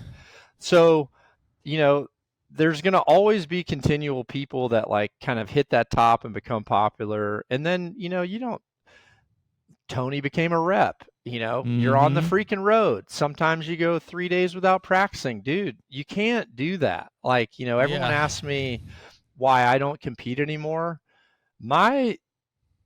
Myself for the decade from 18 to let's say from 17 to 26, that 9 years, I wouldn't beat myself. Like, I know that guy, and that guy was hungry, and that guy shot 35,000 arrows a year. It wasn't me having to go feed Luna, because Sharon's like, I can't get home. Can you go feed Luna? I'd be like, I'm at the range and I'm not leaving the range. Yeah. And guess what? If I had a partner that was like, well, I'm telling you need to go feed the dog, I'd be like, well, I'm telling you we're broke up. Yeah. Dude, to your comment, John, about Bodie, it resonates because I feel that way in a tree stand sometimes, in the sense that it almost works to my disadvantage that when a big buck is coming in, I know exactly what I'm looking at, and it can terrify me. And there's times where I'm like, I wish I had no idea. You know what I mean? You almost see people who have never seen that. They don't know what they're about. Kids. See kids shoot these 180-inch deers. I'm like, I wish I could have that mentality where I'm like, it's not getting to me because I know exactly what I'm looking at. Yeah. Well, and I've said that. So several of the deer I've shot in the last few years were actually just randos that came by that I didn't have any documentation of. And I absolutely loved like that feeling of, wait, what is this? Yeah. I want this. Yeah. And it like gets things pumping again. You know what I mean? Those moments are great. I mean, and I'm curious for you guys, like, do you both feel like you've kind of achieved that checkmate mentality, or Like, I don't know either one of you enough. Like, does one of you still shit pickles, or or do you guys kind of, do you have a grasp on yourself and you kind of, I don't know. I feel like I look at, I'm very methodical and I'm very like I'm going through a process. And for me, the process of what I'm thinking through, it just doesn't let nerves in. Mm-hmm. You have to realize, like, you can put up a barrier by being so hyper focused that, like, anybody on either of my shoulders that are trying to talk to me, it's just like, Yeah. Blinders are on. Yeah, the blinders are on, So, yeah, I feel like when I'm in that blinder mode, that, like, nothing's really slipping through the cracks. But do you guys, feel like you're in that same, like, I'm in business mode right now? I think we differ slightly in that, like, You and I? Yeah, I'm very much a one buck minded guy. Like, I'm not out there just hunting a mature buck. I'm hunting that buck, right? Like, so if I have blinders on, it's to everything else, any other deer that's out there, any other scenario. I'm literally just there for him. And so I'm almost oblivious to the world around me because, I'm just thinking about where he's coming from, what he's doing when that opportunity comes up, which I think we've talked about before, and that I wouldn't say necessarily opportunistic, but, like, you're not looking at it from that mindset necessarily. Well, and you're talking more about a general approach to hunting. Yes. You know what I mean? And I would agree with you on that. And John is asking more, I think, in regards to, like, moment of truth, mental toughness through the time leading up to the shot there, in a situation. I mean, dude, I'll tell you, as much as I want to say, yeah, I'm getting there, and I told you I have that feeling of he's done. I do have that level of confidence. I've screwed up enough times and worked enough to correct those to be in that zone. But we're constantly pushing ourselves into it with new challenges. This past year was a great example of we drew Iowa tags, and I went out and I hunted on one of Bomar's farms, and in the first 2 hours, I had one of the biggest deer of my life, like a 187-inch mainframe 8-point. Walk right down into freaking 15 yards. And I had that mentality of I was prepared, and I was like, he was dead. The minute I saw him at 60 yards walking down the tree line, he was dead. And he came down and he starts hitting this scrape, and there was a moment there where, like, it almost became too real because I knew it wasn't like, it was like I knew exactly what I was looking at. I was like, that's a freaking giant. And we just drove 12 hours, and I'm like, and here it is, and it's happening, and it's like the pressure of that moment is so great. And when things start to go wrong is I think where I lost it for a minute. So what happened was he came to this scrape. He's at 15 yards. He's quartering to me, and I'm observing, and I'm realizing the situation here. He can continue on this route, and I can have a 15, 20-yard broadside shot. I mean, the easiest shot of your life. Or he can come off this scrape and go on this trail directly to me, and I'm like 10 yards from the property line here. He can jump this fence, and I'm gonna barely have a shot. And if I'm going to, I need to be drawn to get it. Yeah. So I make a decision in that moment to come to draw while his head's in the scrape, and he stops short of what I think he's gonna give it attention to, and I think he catches me. So I come to quarter draw. It's filmed. It's on YouTube. You can see it. And I'm at quarter draw, and I'm trying to hold the weight, and I'm excited, and so I'm shaking because of all that. And he decides to just go on this 15-yard route. But at that point, my mental toughness was like, I feel like I failed at that point. I kind of collapsed. I rip it to full draw. At that point, it's panic mode, and I've lost my focus a little bit. And I shot him, and I caught the femoral artery, and I killed him. He ran 20 yards and fell over stone dead. But I think that wasn't because I executed perfectly. I mean, I think I got lucky, yeah. But I know what happened. I'm going to take that and learn and apply that to the next one. I won't let it happen again. But that could have gone really differently. Were you shooting an expandable? Yeah, I was shooting Josh's The Beast. Yeah, well, big cut, trauma. Mm-hmm. That's why we shoot Um, them. yeah, and honestly, that kind of plays into a lot of things where you were doing were at a level where I think most people don't like you were being Doctor Strange at the beginning. It's like your mind was visualizing all of his opportunities and you were mentally narrowing that down to like where are my Mm-hmm. two opportunities need to be, and and you narrowed it down to the two right ones, which a lot of people would have kind of froze. I see this a lot. I see people freeze and they hesitate. They're like trying for a perfect scenario and they're waiting for a perfect scenario to happen before they pull back. And that's not the case. Like if you watch Andy Stumpf's hunt with me for his first whitetail here in Iowa last year, I mean, that buck was coming straight at us. And I'm just like, as soon as I knew he wasn't like focused on where we were or anything, I'm like, just pull back and wait. Yeah. And I mean, he was at full draw for like a minute and a half. He's like, why did I do that? Like I said, dude, I just know like we're too naked. Once he got within 50, like anything you would do wrong, we were busted. Mm-hmm. And he would be too far for a shot. He would be at the wrong angle. You would shoot anyway because you're Andy. Like my mind created the best case scenario of you not just going like full Andy Stumpf cleared hot on us right now, and me be chasing this thing around. So I think like you doing that was perfect. But yeah, like once you got kind of busted and you cracked, I cracked. Yeah. yeah, as soon as that got cracked, that's when things came off the rail. But Yeah. to be honest with you,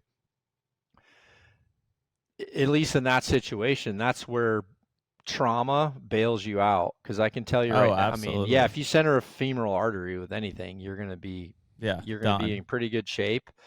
But like in a situation like that where you're still talking 15 yards and you miss by 2 feet, Yeah. I don't want 1 inch to tell me what's happening.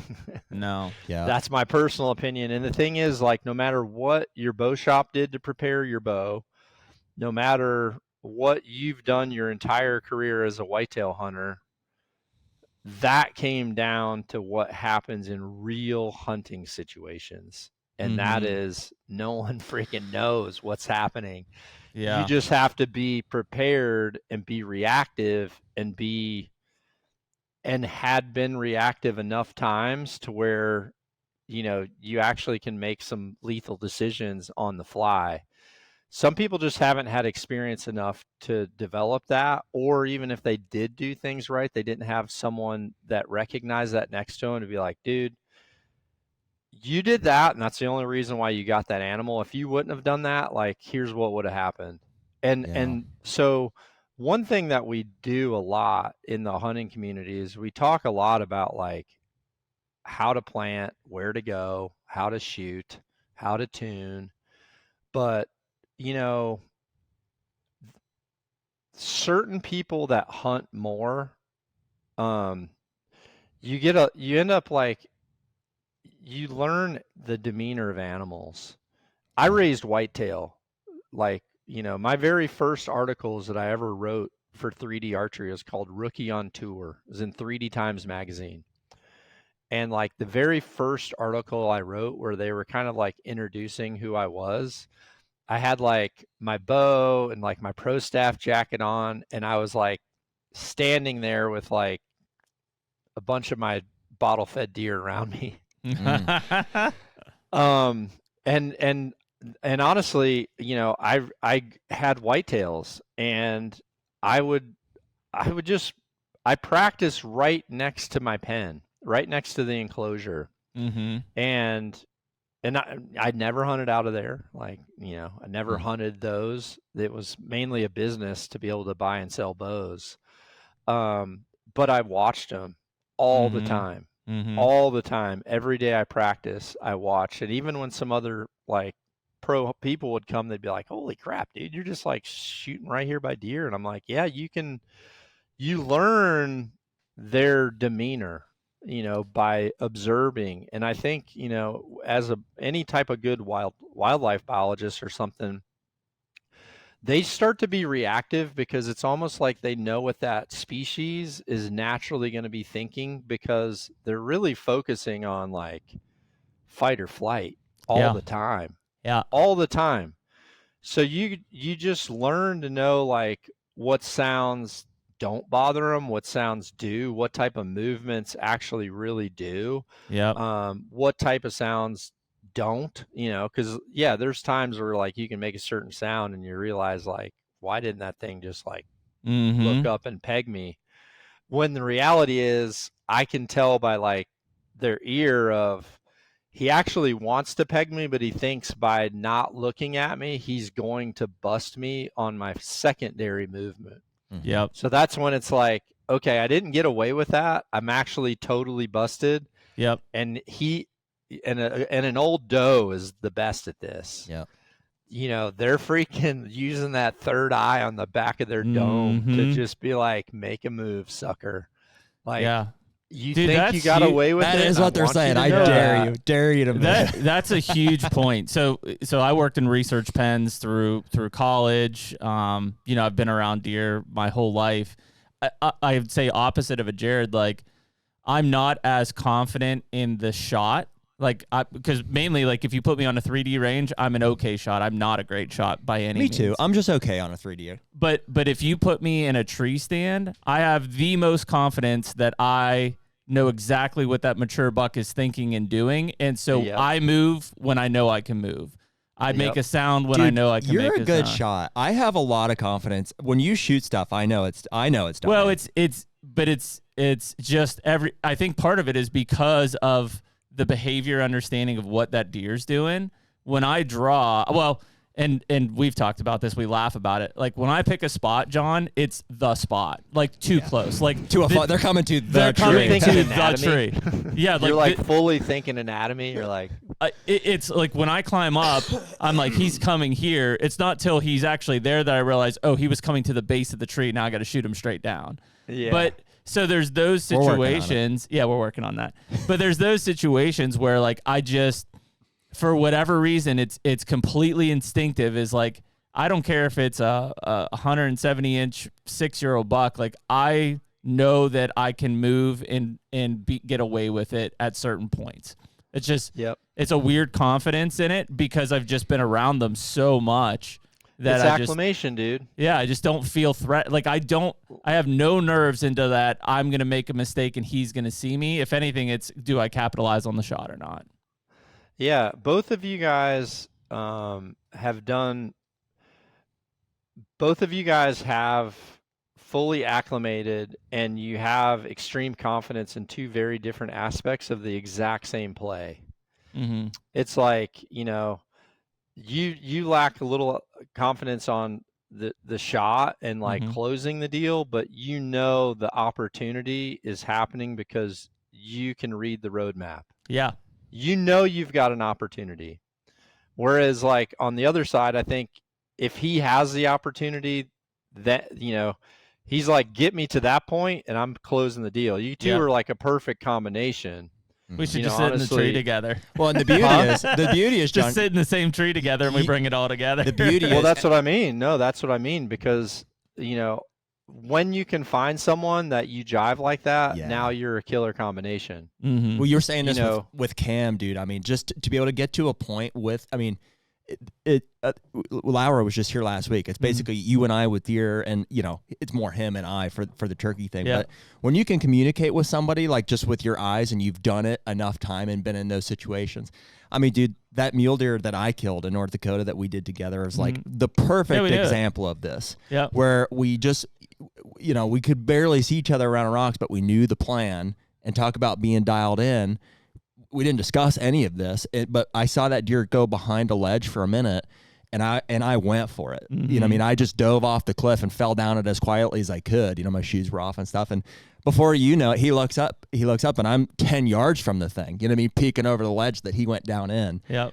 And it was like we read the situation. It was perfect. You know what I mean? It's rare to find somebody like that you can have that unspoken whatever Well, with. I've written several articles in the past on this subject, and they've all had different names. But I tell people one of the key things for them to either be a killer or a hunter. There's moments just like that where your instinct on being fast or being still, because there's really two gears. Yeah. You got to either be fast or still. And knowing animal behavior and then also having confidence in your ability to advance your piece on the board without that opponent realizing that move was made, like you have to have confidence in that too. But knowing when to be fast and when to be still, like that really changes the outcome of a hunter. Yeah. When you see people where they're like, holy shit, that's a bold move, and whoa, we got it done. Yeah, he's like, this is a done deal. We just watched the car pass the other car in the final lap. Like, and that again comes from experience. Like you have to get out there and suck at some stuff. You really do. It doesn't matter where we're at. You have to be bad at it long enough to get over that threshold. Mm-hmm. And you also have to focus enough time on something to really get to master one aspect. I talk about it a lot when I say selective cycling. So in my training career, I constantly selective cycle, and all I'm doing is I'm just really being honest with myself and evaluating my weakest point. And once I realize what that is, I make myself work on that until I'm confident that is my strongest point. And then I will change initiatives. So for you, dude, one guy's saying you're pretty good on the course.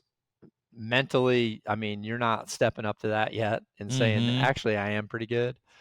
Like, I could just tell you, it sounds like from your past studies, which that's where you had to put your time, you being a pro archer during that time, being learning to be a wildlife biologist is not going to happen. Right. You've got to be in the deer pens or whatever. Mm-hmm. But you've nailed that part. So you should be able to put cruise control on in that part. But I can tell you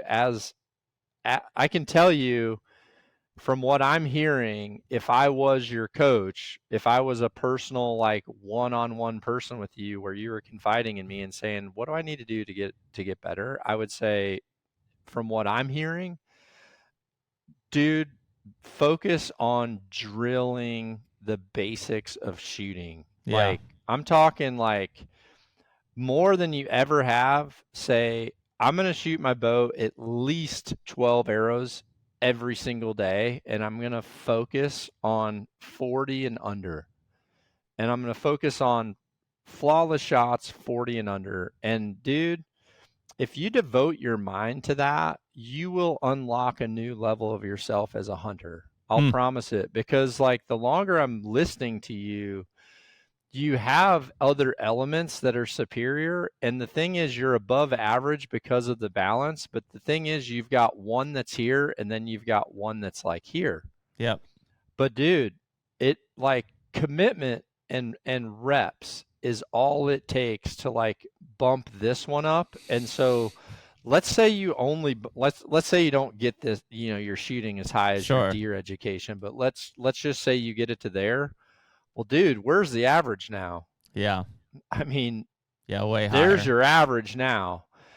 So you're just one commitment away from really changing your game. And then I think over time you're going to realize you don't have to spend a lot of time in what you've learned to master. You can just polish that edge. But you have some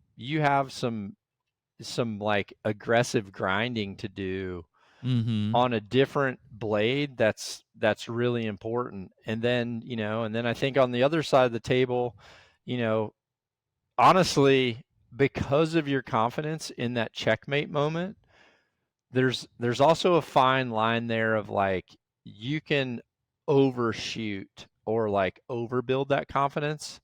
So like sometimes if I'm just on a total roll, I don't just try to like keep doing it until I get bad at it to where all of a sudden I'm like, well, why am I getting worse? I've been freaking perfect at this for a while. It's like learning to just kind of feather the throttle on that thing, but then again, redirect your focus on, hey, self-evaluation wise, I honestly really feel like maybe I haven't done a good enough job doing my homework with intel.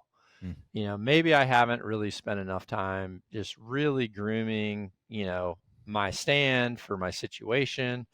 And you apply some extra time there. I feel like it's really critical to really look at the entire recipe, because like, you got that one girl at work that always has the best freaking cookies that she brings to potluck, right? And she hands the recipe out to everyone else that's at work.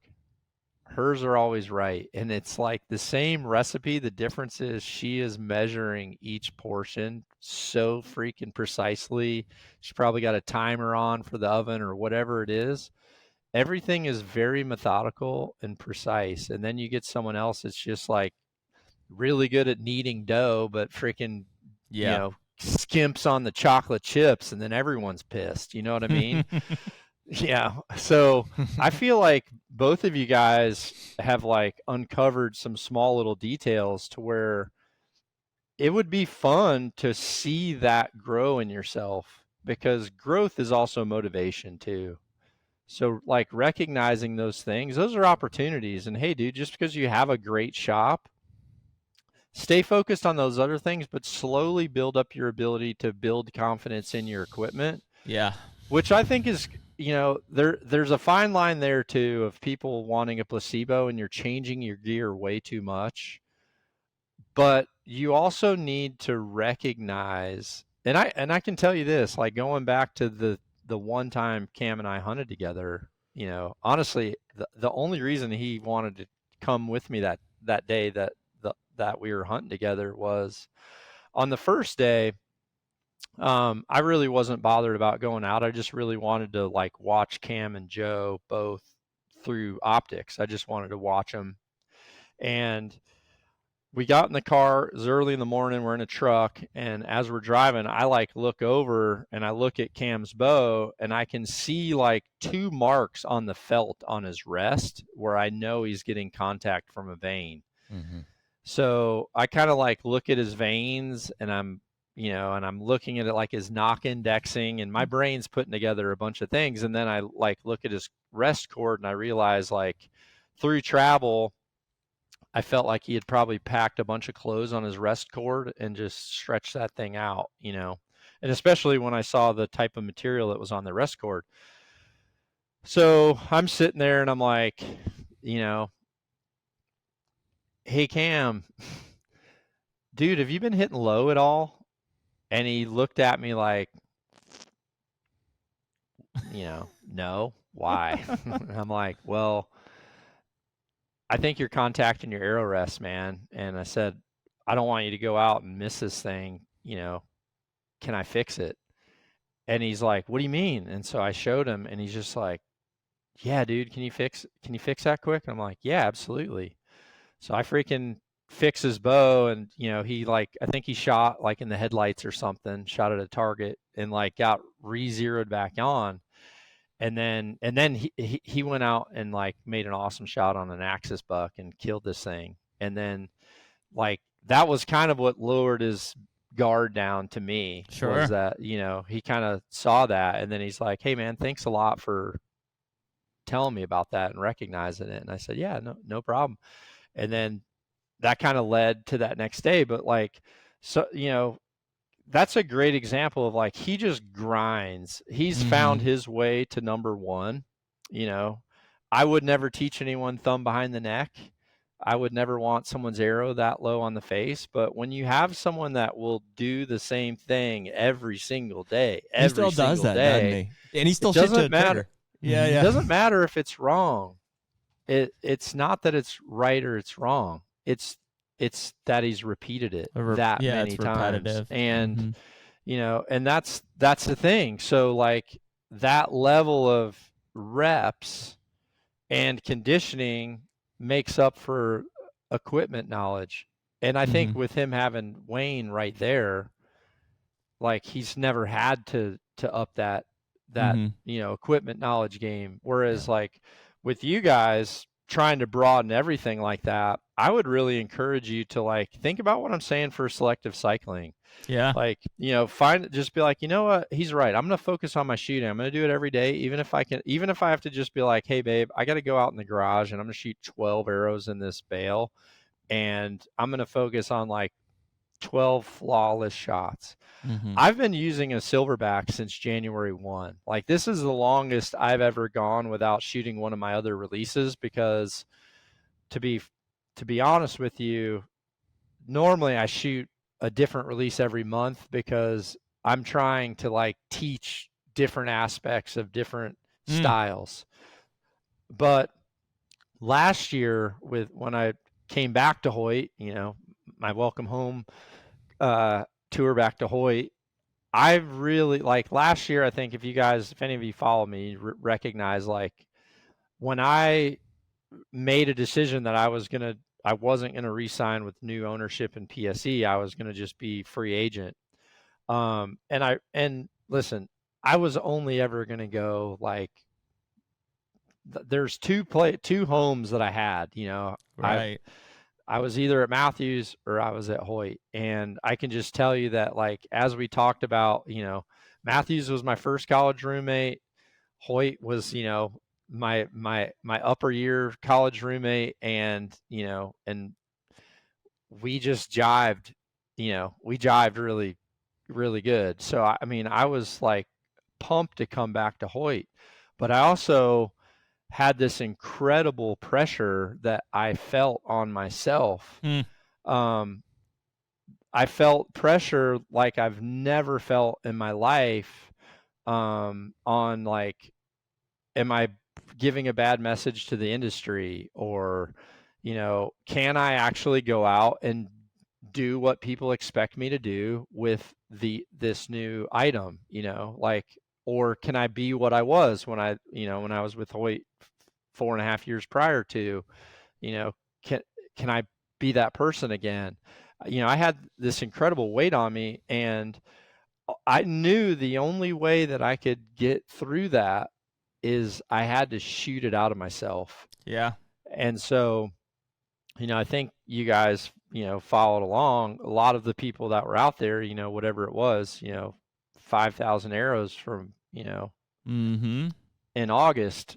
And I had to drill it out of myself, just like a football coach does on 3-a-days.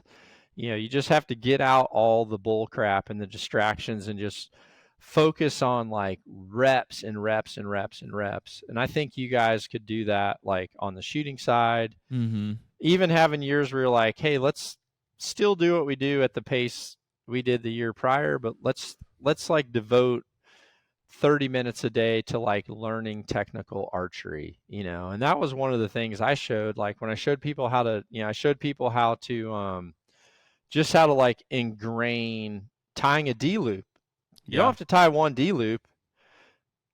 Take a 3-foot piece of thing and tie a D loop on the same bowstring all the way down it, and then undo the whole thing, and then work on, okay, how do I wrap a D loop? Okay, that's cinched. You don't have to necessarily cinch it in, but you just learn on doing that. Or I tell people like tie, if you have an old bow laying around, tie 10 knocking points on the same serving, and look at the difference in the details of like, how your quality's doing. But you could do 10 during one evening watching TV. If you have a bow on your lap, as soon as commercials come on, you put it in your lap and you tie a knock set. Oh, the show's back on, set it to the side. Show's back, commercials are back on, grab that freaking thing, tie some knock sets, and in one night you get 10 reps. Yeah. You know, then cut it off, then work on cutting it off without cutting your serving off. I mean, that's another technique. Yeah. It's another critical thing. Like, oh, wait, if I lay the razor blade flat and then come across, it's not cutting my serving. Okay. You like learn to do that 10 times, then repeat it the next night. You know, you do that for a week. You've done 70 knocking points or 70 D loops in a week. Now you've done what your archery shop does. Yeah. It's that simple. You just got to focus on like, what is it that I lack at? And then when you build that confidence in that new thing, and all of a sudden you're going to him like, hey bro, you need some new knocking points. You want me to bang those out quick before the podcast? Next thing you know, it's like you got a whole different, you have a whole different vibe to you, and you have like, you have this confidence in something to where now you go to a hunting camp and a bunch of you guys get out there and someone's hitting a freaking foot low on the target and you're like, oh shit, bro, what's happening? You can at least knock an arrow, raise his rest, and be like, oh dude, your knock point's way too, oh, your serving slipped. Yeah. Guess what? I've tied 50 of those freaking things during commercials of Confessions of a Shopaholic that I watch every week. Yep. Yeah, he does.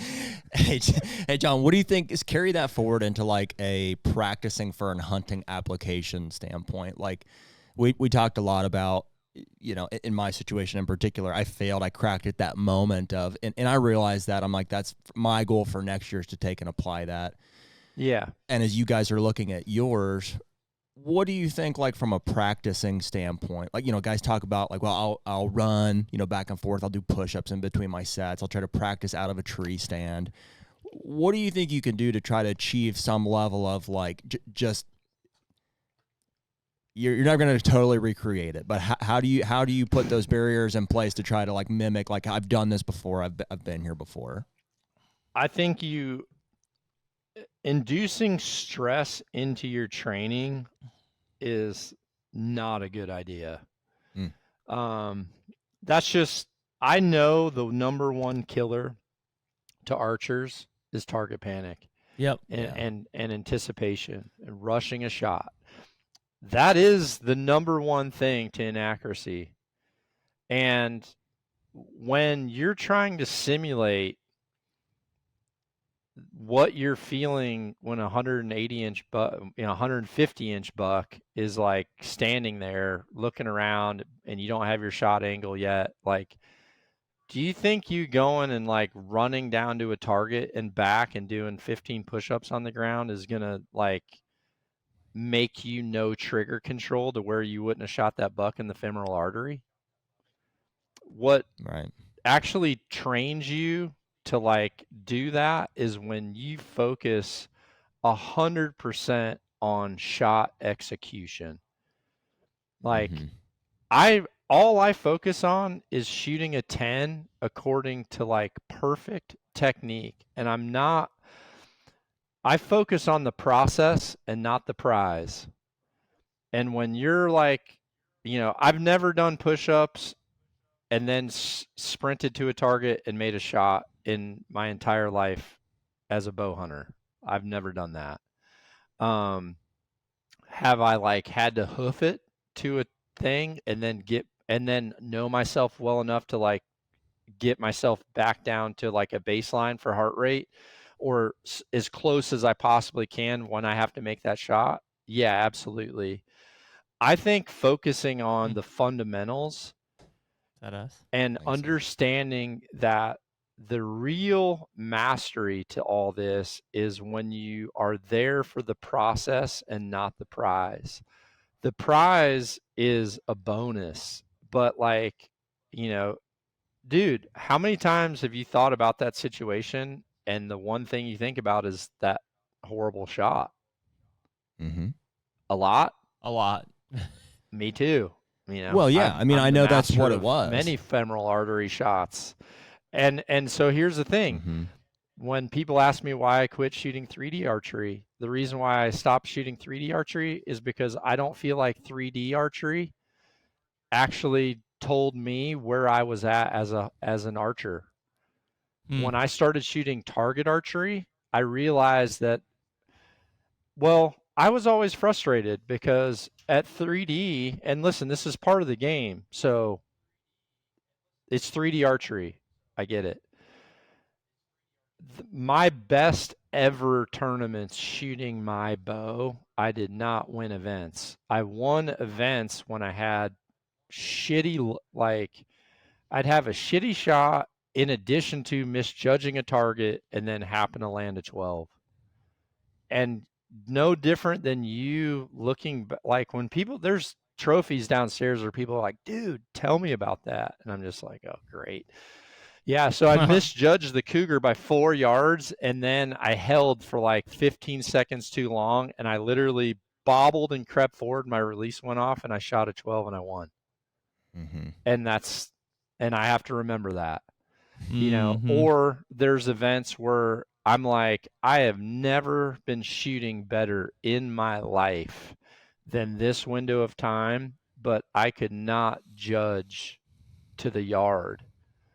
My shooting was so good, but my judging wasn't. So I wasn't ever, in my opinion, I never was able to give myself a real baseline because I wasn't winning, even though I was shooting my best. And then I could luck into winning when I made mistakes. Like, I didn't like that. With target archery, you like, now you're just, how many times can I just wad and wad and wad and wad? So I really liked focusing on that process, you know, just digging into that part of the game. And I think if you are locked in on the process, dude, it doesn't have to be that many. You know, you have to, like, I do the power of 4. Like, I start out my training season every year with the power of 4, 4 arrows, 10 ends, 4 arrows, 10 ends. I do that for like a month, and then I start adding an extra end every week. So then it's like, you know, I go from 40 arrows in a day for a month, then all of a sudden it's, you know, 44, then it's 50. Now it's up to, you know, now it's to the point where, you know, I'm shooting, I don't know, my quiver's back there somewhere, but, you know, now I shoot a dozen arrows at a time and then go down. Yeah. You know, so I'm focusing on the process, and if my process starts breaking down, I don't force myself to make bad shots. And that's what I think people do when they're on, like, if you're trying to like do push-ups, drag a sled, you know, freaking, you're on a time clock, you're shooting, you know, ping pong balls on a vacuum cleaner, dude, all those are like just Satan and his target panic companion just sitting on your shoulder, rubbing their hands together like, this could be the one where he's never going to get over this again. Yep. I've always, like, I'd go to tournaments, and then at the end they'd be like, all right, $100, whoever last man standing on the ping pong ball thing. I'm like, later, dudes. Or, you know, hey, Dud, you know, dude, come over here. We got like an iron bucket, you know, whatever, and there's a swinging something, and I'm just like, sorry, no thanks. Yeah. You know, all I want to do is make good shots. I've made up my mind. I'm not doing anything that could jeopardize me falling back into target panic that I struggled with for the first decade of my life. And I realized eliminating, like, games, for me anyway, eliminating games just kept me away from like going back to punching a trigger. So I just like lock in on the process, and I start with very small numbers. And then, like I said, if 12 great arrows a day in your garage were like, you know, you shoot a hole in a bag, you know, if you can only shoot at 3 feet, if that's all, if you're like, dude, I got 3 feet. I had a long time where I lived in an apartment. I only had 3 feet too. Guess what I did? I put my sight on 50 yards, which for me at 3 feet is, I can shoot in the same hole if I put my sight on 50 yards at 3 feet. Shoot a hole in the target wherever my target was solid, and then I would focus on shooting reps and putting an arrow, see how long I could go putting an arrow in the same hole until I missed. And then I would put one more good one back in it, and I'd put my bow down, and that would be my training. 12 good arrows is way better than 30 good arrows and 10 bad ones. Yeah. Because now, if I told you, would you rather have 12 good and 10 bad, or would you rather just have 12 good? Just 12 good. Exactly. Yeah. Yeah. Take whatever time you have and put yourself in a situation, especially if you know you're lacking confidence, or especially if you know you're struggling with some anxiety or some target panic. Listen, like going to attack with no practice. I had a conversation with a guy about this. He showed up, hadn't shot his bow the whole year. His friends talked him into going, and like it was target one, and he's just like, yeah, I don't know. And I said, dude, I go, expect to miss everything. And he's like, what do you mean? And I said, either you walk up and you take shots from where you're confident, or you should be 100% totally cool right now, just like missing everything. And, because right now you're worried about like, I don't want my friends to see me shoot like crap. Dude, face reality. You just showed up out here and you're going to target one, you're going to shoot at 103 yards, and you haven't shot your bow in a year. Right. Like, you should expect, like, you'll prevent less self-implied pressure on yourself if you actually are honest with like where you're at and embracing that and saying, okay, these are my limitations. If I stay within these limitations, I'm not going to add any extra pressure to myself that can end up just collapsing this whole freaking thing. So the HUNTR Podcast is brought to you by Lone Wolf Custom Gear. Man, Jared, we are tree stand fanatics, and I think the one thing that we have learned over all these years is to kill big bucks, we got to be mobile. We've been hunting out of Lone Wolves for many years, the original Lone Wolf, and then obviously with the custom gear stuff, we're using the 0.5 and the 0.75. Yeah. And the one thing that we talked about is like, what if there were no cables? Here we are. I really just don't know how you can beat it, frankly. But, a lot of that came, too, from a relationship that we've built with the DeQuistos. We've had both Cody and Andre on the podcast a few times. The passion for hunting, the outlook on the sport and stuff, I think is eye to eye with how we look at it. Everything that has gone into building this brand and to building these tree stands is something that we want to be a part of. This is the 40th anniversary of these guys creating tree stands that have been critical to how we hunt whitetail deer today. If you look over the past, you'll see Andre's designs being implemented across so many stands over the years. Such a cool thing, but really has changed the way that we all hunt whitetail deer from above now. Right now, you can use code HUNTR, HUNTR, to get 7% off anything on the entire website. Be the Lone Wolf. Well, I'm curious with you guys, like, what bows are you guys shooting right now? Well, I have the RX-9. Yeah, and I'm shooting the Alpha AX2. Yeah. You're on so are you 9 Ultra or just straight 9? Straight 9. What's your draw lengths? 29 and a half and 29. Ooh, you guys are like in really supreme spots this year for speed. Yeah. They're ripping, dude. Yeah. So what's your arrow weight and everything? Like, what's your go-to? I'm total arrow weight 500. Jeremy's at 485. Okay. Both expandables? Yeah. Oh, yeah. Shooting the beast this year. 125 grain beast.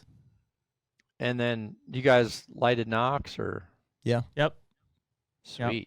I did Nocks, and then I did the brass hit inserts on the 5mm axis this year. Oh yeah, you hadn't shot brass prior to? No.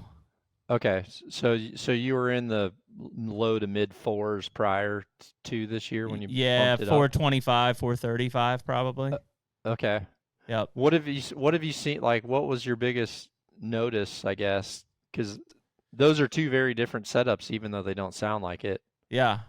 I think with mine, two things. One, I felt more consistent in my shots, and I for sure had way more pass-through power. Like, typically, I'm not like Jared shoots with his 80 pounds and 515 or whatever, and it's like, it blows through a water buffalo. Like, for me, I'm used to arrow hanging out the other side. Like, I'll get a pass through, but it's not clean pass through.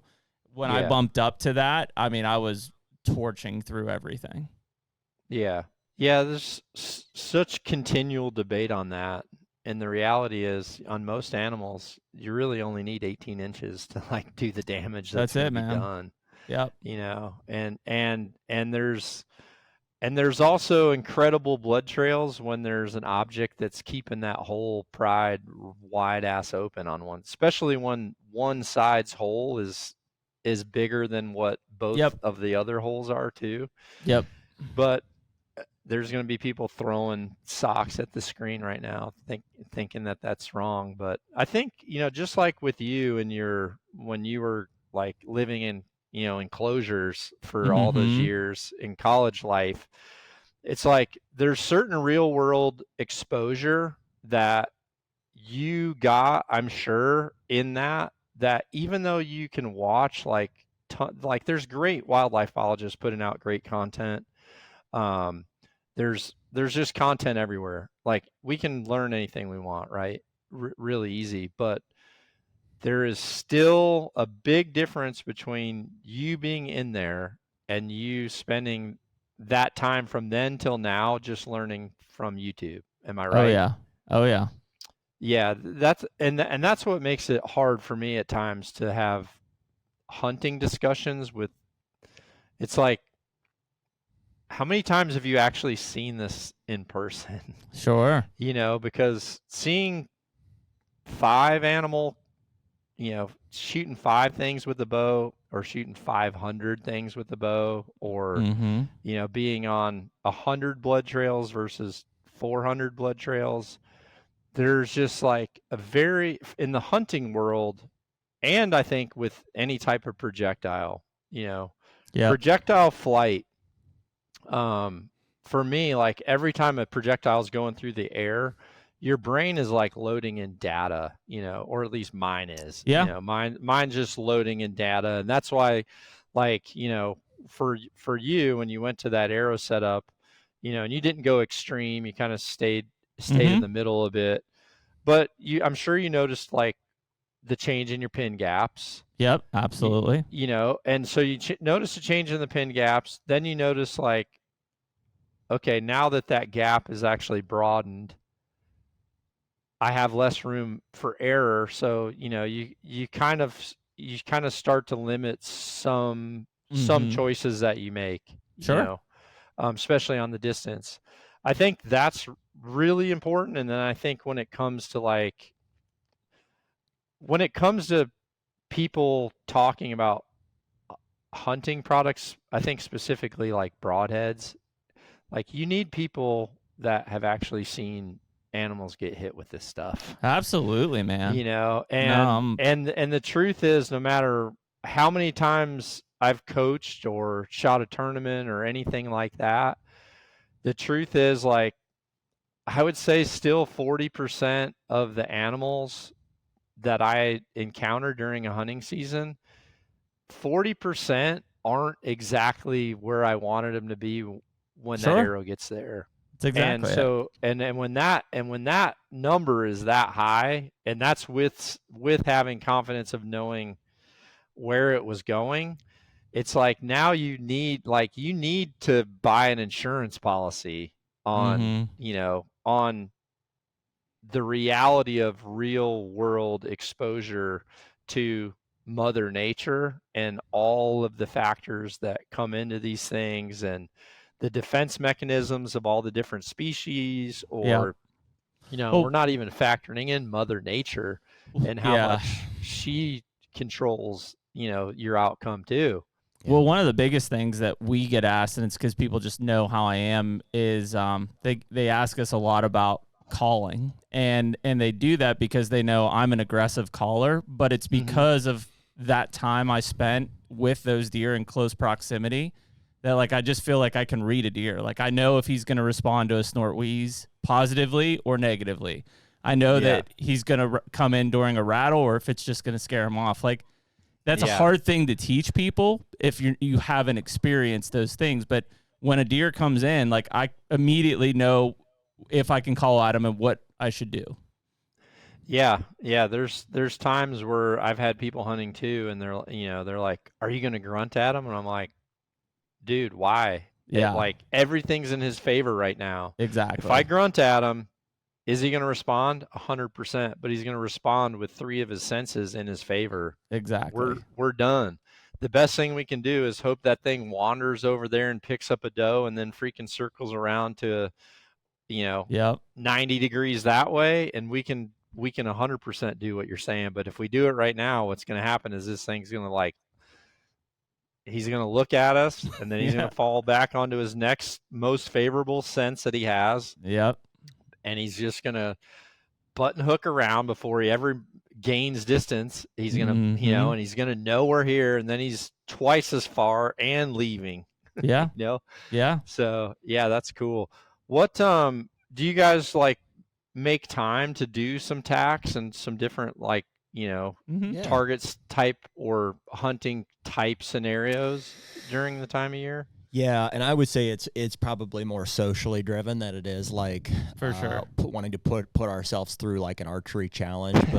But regardless, yeah, we will be at Seven Springs just because it's it's a half an hour from here. So we can't not go. We'll go spend some time at the Hoyt booth, and we're gonna go to the Utah one as well. Yeah, and so because we're gonna go visit Hoyt, and also Mountain Tough is a new partner of ours in Montana. We're gonna probably swing through that Utah attack, spend some time with Hoyt, and then fly up to Montana and back.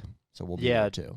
See, with Mountain Tough, those are great workouts that prepare you for hunting. Mm-hmm. But you're not adding in shooting in a fully compromised thing.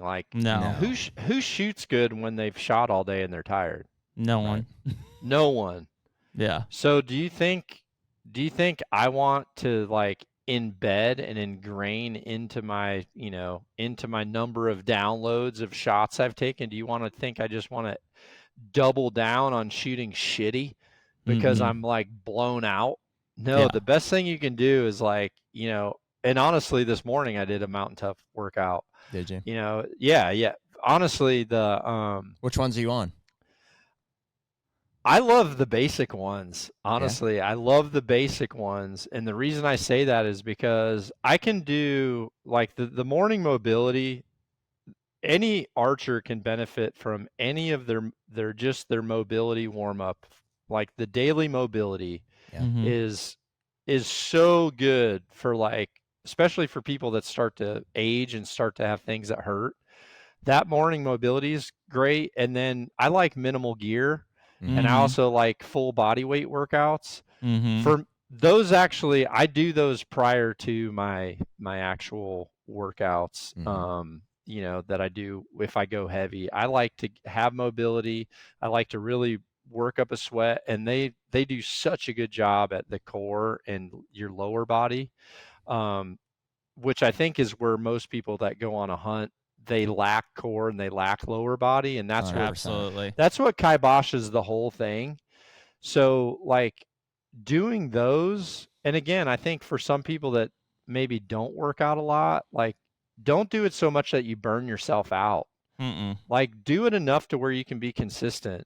And for their app, that's really what I consume. Is I'm not consuming their crushing workouts. Sure. I personally consume their mobility, and I consume, their minimal gear, things that I can do in hotels, things that I can do on the road, things that I can do in a camp. I normally travel with one sandbag and a kettlebell. Yep. And I like that. If I want to do hard weights personally, I've just lifted for my whole life, so I like to just do that without being on a regimen. Us too. Agree.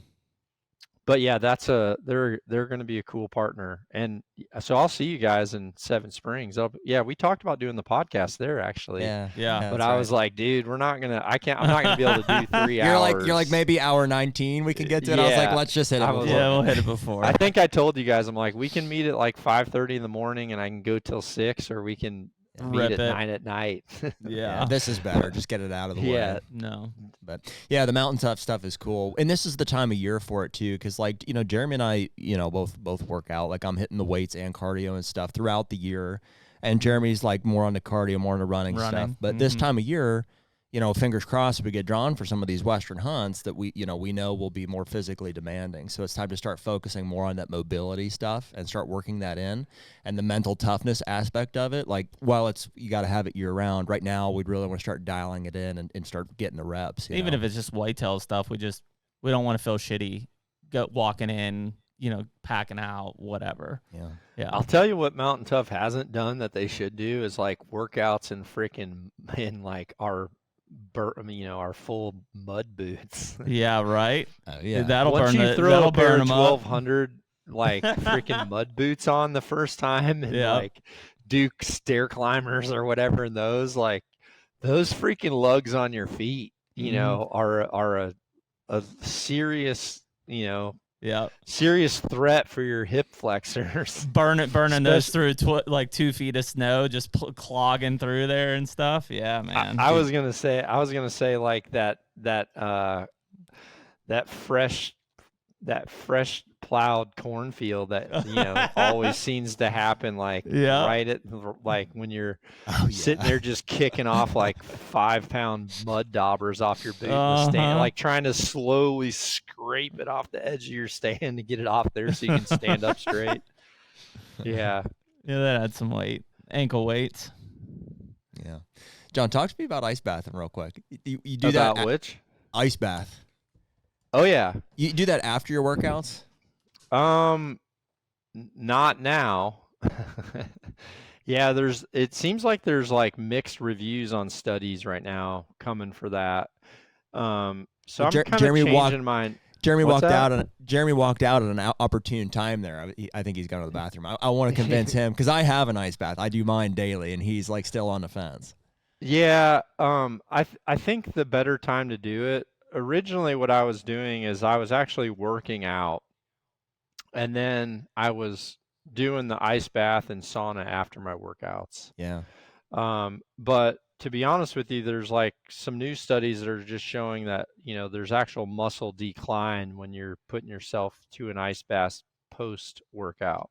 And I feel like there's so many studies on cold therapy that are like, whatever we know now is not going to be what we know in a year anyway, right? It definitely seems like there's positives for sauna no matter what, but I kind of think that I love the ice bath, but I'm actually moving it away from the workout just because I want, for me, the ice bath in the morning really helps like set the pace for my day and like wake me up. You know what I mean? It wakes me up, and it cognitively, I'm sharp, and I can do a workout following that, or I can do an ice bath and then do my ice bath and have like a cup of coffee or something. And I'm normally like kind of watching the sunrise, waiting, and then I'll do a practice session after that. And, in archery. And that's been really good, because you're kind of snapped out of the morning fog and you're alert and going, and then I can move my workout to like the opposite side of the day, and then I'll do my workout, and then I've been following. So like right now I'll do whatever my workout is,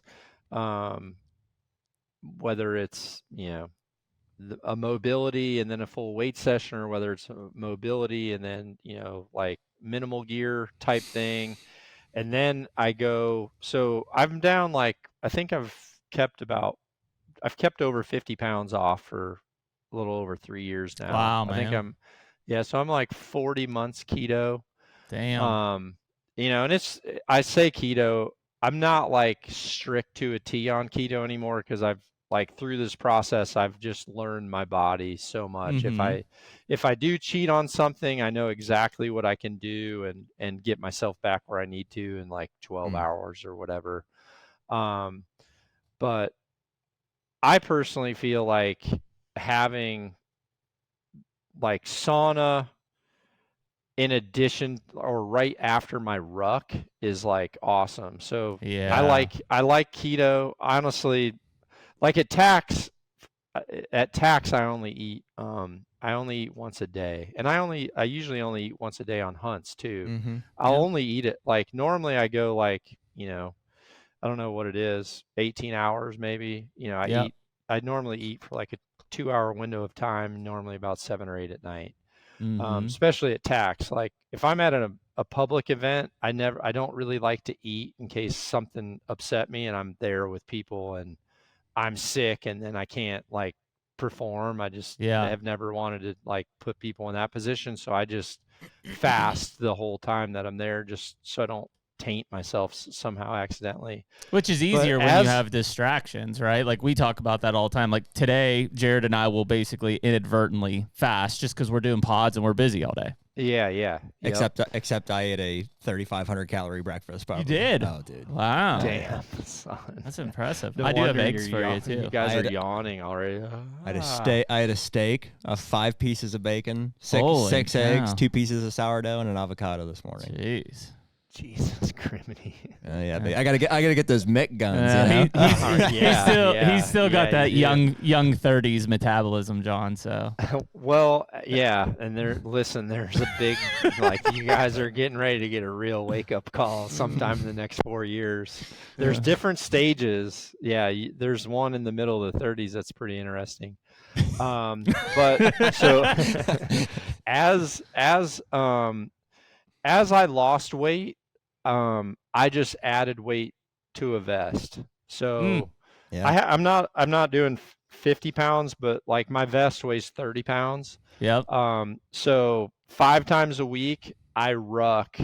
I think I can ruck now at like 3.8 miles an hour at 12.5 for an incline. So I ruck 5 times a week for 30 minutes with 30 pounds on, max incline, as fast as I can walk without striding. Sure. And I love doing that. And then I go from there straight into my sauna. Yep. And, and then honestly, it kind of like lets me wind down.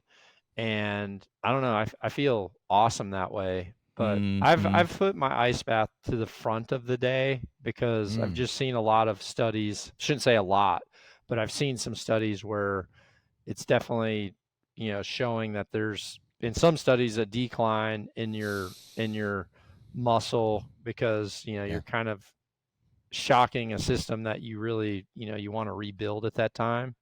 So if I do anything following a workout, it's the sauna. And then I've moved the ice bath to a completely different time of day where I want to be sharp cognitively. Yeah, that makes sense. I may have to look at that. Did you get your sandbag from the Sandbag Company? Do you remember? No, I got it from Go Ruck. From Go Ruck? All right. There's a company called the Sandbag Company, and I've got 4 25-pound bags of, it's stainless steel shot they put in there. Oh, Jesus. And I think, dude, rucking is one of the most overlooked that people are like, I go to the gym or maybe I do yoga or something like that. Rucking, I think, is the thing that I feel puts me over. And I put all 4 of those things in a pack. So I got 100 pounds on my on a pack, and I get on the stepper for 25 minutes every other day. So I'll rotate it with a core workout. Just building glutes. Oh, dude, just straight gluting it up. Burning up. Yeah, you're going to do that till you're like 40 and you're getting your hips replaced. Yeah. Oh, I hope so. I try to only do it like in a controlled environment. Like I won't take that out on a trail or something where I could twist a knee or anything. Hunting is a grind. There's fast and still, but it's also like a grind. It's like who can stay on the game board the longest. Because if you're, and for me, that's what I do. I can just sit in a tree dark to dark every day if I know that there's a whitetail out there.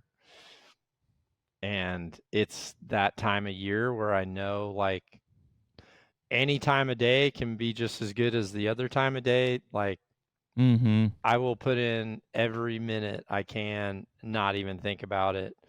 There's just different aspects to training. It's like sometimes you got to have the patience. Sometimes you got to just like low and slow will put a lot of the guys that have never been out west. It means that they're not wanting to come back to camp at 10 in the morning to have breakfast.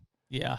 Like, dude, last year, I don't know if I killed three bulls or 4 bulls, but I like several of them were between like 11 and 2 in the afternoon. Yeah. you got to be out there. And I think all these different aspects of training are good. I think like leg strength is critical, and hip flexor strength is really overlooked too. Mm-hmm. Like hip flexor strength is overlooked. And here's the thing, like that morning mobility, as dumb as it sounds, like my shoulders, I lose strength when I lose mobility in my shoulders. And your shoulder is a very complex thing. You limit your ability with archery when your shoulder is not moving correctly. And when you get to the point where you're someone that starts to lock this thing up, yep, your archery is going to change every day, because this thing is going to be locked in a different position. It's like you have to unlock all that, and mobility is important. I like, since those guys, me being able to, to like put my pinky all the way down my spine now. And then for my left shoulder, because I mean, this thing was rebuilt in a major way, but for me to be able to bring my arm over here now, I mean, this is huge. I mean, I might be able to squat again, but like there was no way I could take this hand, my left arm, and like put it on a bar. Like there's just no way that was happening. The mobility stuff's so critical to that, as is yoga. So I think like incorporating a little bit of all of it, and that's why those daily workouts from those guys are great, because different aspects of that move in and out of their workouts, to where you're not just like fixated on doing the same thing. If you do the same thing every single day, your body adapts, you get used to it, and then that's it. But I'm going to see you guys in the Hoyt booth. You'll be right next to us in PA. We're going to have a heck of a party Saturday night there. Yeah, that'll be fun, right on, man. We're looking forward to it. Maybe one of you guys will win the bow build. Maybe. How do you do that? You just come by the booth for the party, and we hand out tickets. Yeah, this year I'm doing a bow build at every event. Oh, that's awesome. And then I build it on Sunday. So Sunday I'm not on the range. Sunday I say this like I did it 2 weeks ago in Texas, but we did the bow build live on Sunday. Luckily we had one there that fit the person. Did a bow build and then privates in the morning, and then I kind of just tell, if anyone wants to watch, listen, whatever, just come around, and that way you can kind of just be a peeping Tom, listen to it all. So that'll be cool. Yeah, man, that'll be fun. Couple weeks. Crazy. Yes, I know, it's close. But I'm going to have to jet. My boy graduates. Thank goodness. He's 26. Wow. And environmental chemist. We kept you half an hour over. I'm sorry about that. I just looked at the clock here. No, I'm still good. I have 6 minutes to pack and get in my car. Where's he graduating from? What's that? Where's he from U of I. Yeah, he's a Hawkeye. He's a Hawkeye. Yeah, huh? He went to for his post grad. He went to U of I. Yep. So yeah, awesome. we get to see him in his, I don't know, his whatever the science post grad science cloaks. I don't know what this thing is. It has a crazy. It looks like Gandalf. Honestly, it has some kind of a huge hood. It's got like these huge things that dangle off his arms. Yeah, just looking for the ring. That's all. Yeah, I know. Yeah, exactly. Yeah, if it was red, I'd think it was that. What was that? The Village. You remember that? Yeah. Oh, yeah. Yeah. Right. Little M. Night Shyamalan. It looks like that for sure. Yeah. Well, that'll be fun, dudes. We'll hang out in the Hoyt booth for a while, you guys, and we need to. If you're coming through Iowa, let me know. Yeah, for sure, man. Never know when we'll be out that way, but another 6 years. Yeah. Well, dude, we appreciate the time for I'll sure. See you in 6 years. Yeah. Unless you want a $300 turkey, and then you can come any year you want. Yeah, right. Yeah. But yeah, man, we'll catch you up at TAC, and we appreciate your time today, and congrats to your boy graduating. That's a big step for him. Yeah, no doubt. All right, dudes. Thank you guys so much. I appreciate it. The HUNTR Podcast is brought to you by Better Backstrap. Well, one thing that's undeniable, man, is you and I both like to eat. And so we're going to be partnering with the Better Backstrap this year to have the best seasonings possible for our meat this summer. Yeah. Well, dude, when it comes to venison, it's like you've heard me talk about before. It's like, what does the preparation for all this look like and stuff? And it's like, I really want to make a point of eating more venison moving forward. And some of the Better Backstrap mixtures have made it super easy. Yeah. And so we've got kind of 3 core mixtures. You've got your original Better Backstrap, which is for that grilling of your backstrap or tenderloins or anything like that. You've got your classic taco mix, Always go wrong with tacos. Can't go wrong with that. And then you've got your standard SPG in the orange can. Well, SPG and down the hatch. There you go. So right now, if you go to betterbackstrap.com, you can use the code HUNTR15, get 15% off any of your orders on the seasonings, and there'll probably be more coming out here throughout the year. Get yourself a better backstrap. John Dudley, everyone. Yeah, man. It's Nock On. Yeah, we've been wanting to talk to John for a long time there. Man, he's been put I didn't ask him how old he was, but I assume he's like early. Yeah, he said early 47 or 48. Late 40s.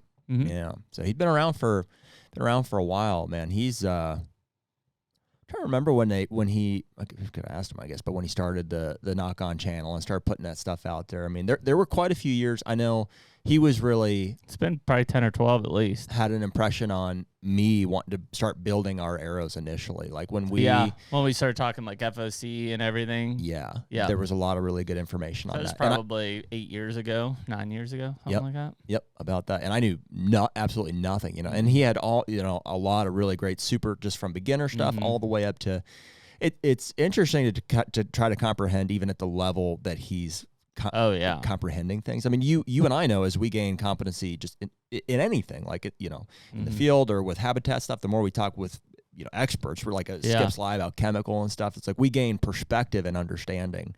And in the world of archery, it's not out of laziness. It's just we've achieved a level of competency, and we're super fortunate to have a great bow shop. So we just I just trust in the setup, and I just have to. I'm the trigger man, basically. We trust it and we let it rip, And so it's interesting to see as we're talking, he has that perception. I see him taking it in and being like, "Here's what's wrong with you guys. Here's how I can diagnose." Which is cool, man. Like even when he was talking about Cam's bow in Hawaii and stuff, like, or when he sees an arrow fly, he's processing data. That's a completely different thought process than like. Basically being the shot executor. Yeah. Like if I look at my bow, I'm like, yeah, it's right because Tim set it up, and I'm sure it is, in really good shape. But like he may see something and be like, well, like why is this way? And I'm like, I don't know. I have no idea. I don't know. Why would we change it? And he'd have an explanation for it. So yeah, I think it's he was very much, I remember watching his first stuff. It probably was 10 or 12 years ago that I came across that stuff, but very much ahead of the curve. So as he was talking a lot about that, like archery tech side of things, to his point on like the outdoor channel stuff is like, they're like, no, just hunt and entertain people. Mm-hmm. And he's like, well, no, I want to talk about like why you should do this and how this will make you a bet. And they're like, no, just go out and hunt and entertain. Well, dude, that is the key ingredient to like, it was one of the first conversations we had. I didn't intend to have it necessarily, but we talked about like having something to offer and a genuine passion for the industry. I mean, I think that's the key ingredient to guys who are, in the industry, so to speak, for the long haul is you have something to contribute and a genuine passion that you want to share with people. Mm-hmm. And he obviously has that from an archery knowledge and a desire to teach people. And Joe had, that's the reason that these undecided people have looked at hunting favorable from a Joe Rogan standpoint, is because Joe has a legitimate passion for hunting and taking that animal and consuming that animal. Yeah, well, dude, Joe is as good of an example as you could hope for somebody who is not okay being mediocre, first of all. You know what I mean? That is the reason that there's so many people who are just like they're indifferent. They never reach a point in themselves that they have to decide to either be a vegan or hunt for their own meat. Most people don't ever reach that. There's 10% of people get to that point. Yeah. And Joe got to that point and decided, I need to see what this is about. And I think it was actually, I could be wrong about this, but I've heard him say that it was Steve Vernella that offered to take him hunting for this first time. Took him and Brian Callen mule deer hunting. Yeah. And I've heard Joe recap the experience. It was a spiritual. Yeah, he connected to the primal. He's like, I'm going to do this forever. Mm-hmm. And we've seen people get that flicker in their eye. You and I have mentored people. I've seen Corey. Corey to this day is nowhere. He'll never reach the level of knowledge and intimacy that you can't gain back those years that I had as a kid. But he is as passionate about it. I mean, I've seen it in his eyes after he kills one. Yeah, there's a connection and appreciation. And that I think a lot of people resonate with. It's not Joe's overwhelming knowledge of archery but it's just, his approach has been, it was very much that. He's like, hey, I have to get to this point, and I realized what it was, and I'm going to do this moving forward. Yeah, and I think even just, like Dudley's constant strive for being better and more successful. He brought up Cam many times. Like, Cam ran that 250-mile race with my wife. Like, Cam's 57. Yeah. And, like, the dude is okay with being uncomfortable. Like, that's not an easy race for him. In fact, at the end, like, I know for a fact he ran out of water. Like, he didn't have food. Like, he was basically, like, suffer-festing that thing back in. But, like, he's okay with that. And it's a weird mindset for I don't people. think it's just that he's okay with it. He has to have it. Yeah, that's what he wants. He feeds off of that. Yeah. It's like there's an interesting... At a certain point there, it's like you long for the suck. Well, like, and Emily does. It's a type 2 fun. That's what it is. Like, their fun being type 2 is like grueling, pain, miserable, but they enjoy it at the same time. Mm-hmm. And like, it's a rarity amongst, especially in today's society, is like, I watched her like from mile 230 to mile 256, like in extreme pain, suffering, yet when she reflects on it, she enjoyed the shit out of it. Yeah. And I'm like, you were miserable, like absolutely miserable, but she's going to sign up for another one like right next week.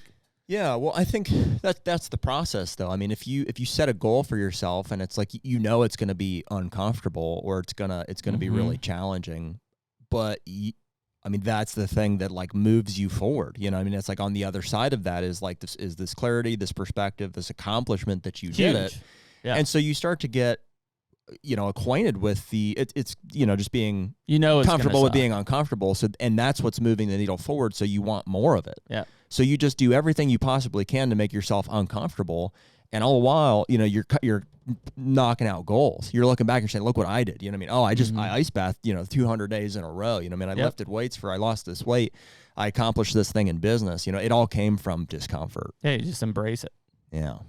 That's epic that your wife ran that. It's funny how small the world is too. Like, for those guys. It's funny, dude. She texted me at some point and she's like, yeah, I got to run with Cam for a few miles, starting this off. I saw he wrote us after and was like, we're talking. He remembered. Yeah, I was texting him. Yeah, we were back and forth yesterday or 2 days ago for a while. And yeah, he remembered, which was really cool. And, and I told him just very similar to like a Joe style of what he's done is like, Cam's presence in that ultra running community has brought a really big new audience to it. No different than like Rogan's presence in the hunting community has brought a lot of new eyeballs and participation in that side. Dude, I really do feel, I just genuinely from my heart, I feel that there's only a net positive on that. Like, I know we've had the Matt Ranellas on, we've had the, we've even circled discussion around pressure and stuff too. And I'm not saying that stuff's not happening. And that is a negative. Like, I don't like to see that much pressure happening. I don't think it's sustainable. I think there's issues there. But I think like from the Joe and the Cam thing there, as far as like people's opinion on hunting, I think it's an overwhelming net positive. Sure. Yeah. And I don't, listen, at the end of the day, we're an aging population as hunters. There's a problem right now with space and access, but the majority of hunters are over 55 years of age. That's the largest lion's share of age group people is over 55. They're not going to be hunting actively or aggressively for the next 5-10 years. And so if we don't bring new hunters in via some of these other techniques and platforms that we're talking about, then we will be in a bad situation. Does that fix where we're at right now? No. If anything, it complicates it because we're trying to bring new people in and we don't have any room to put them, right? But at some point, that aging demographic is fading. And maybe it's not that they quit hunting, but the amount of days that they spend hunting, even in retirement, are going to be less aggressive for sure. And so, yeah, it sucks because I don't want anybody to come into hunting and have a shitty experience. Like we are, if anything, we are advocates for hunting experience. That's what we want. But at the same time, we can't just lock it down and say we can't take any more. Right. That won't work because eventually then, more and more generations just aren't going to want to be part of it. And that old generation's going to fall off and we're going to be left with basically a bottleneck essentially that's going to happen. Yeah. So yeah, we just, we have to figure out how to do that. I do think that, again, whether it's the state side of things, that's a big part of it. I think in the West with the draw, I mean, and this is like, I'm not saying that it doesn't exist because I'm not a Western hunter, right? So this is purely speculative. But, you know, in the West where you're talking about draw hunts and things and thousands of acres of BLM and public land, dude, you don't know what pressure is. Mm-hmm. You don't. Like, I'm sorry. Like, you don't get to feel the over-the-counter, there's 30 guys packed into 250 acres of whitetail country. It's very different. I wouldn't say that personally, because they're very different species. You know sure, what I mean? herd-based hunting versus not herd-based hunting. I get that, but I'm just saying, just purely from a space standpoint. Mm-hmm.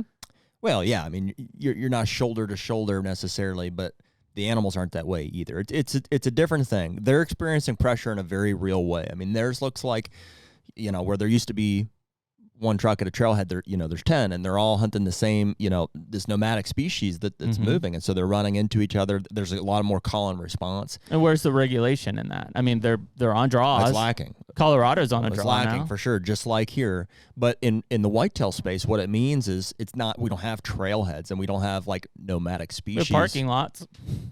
We do, for sure. Yeah, well, yeah, and especially if we're talking about the public land there. Yeah. It's literally, I mean, yeah, it's a space thing. Mm-hmm. It's a space thing. Yeah, so it's an interesting discussion because the majority of those states are on draws, right? So there is already a regulatory licensed authority there. Well, and that's part of the gripe is it's getting harder and harder to draw.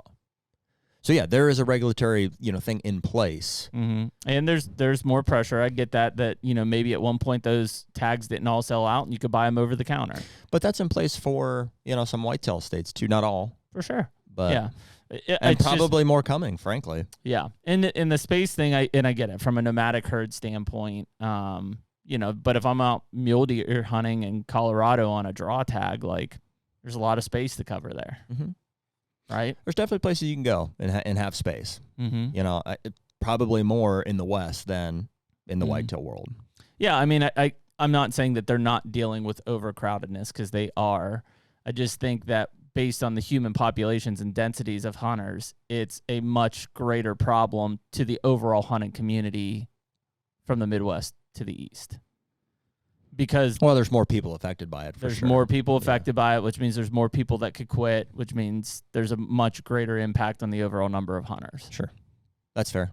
So it's now that said, I don't know. Like they're talking about selling public lands and stuff in the West, and that could be a whole different ball of wax at that point. Mm-hmm. But at least for right now, I think both have issues, but being harder to draw, in my eyes, is a good thing. That means that the regulation is in place to throttle pressure. Most of the whitetail states don't have that regulation. There is no draw, right? Kansas and Iowa are rare examples of that.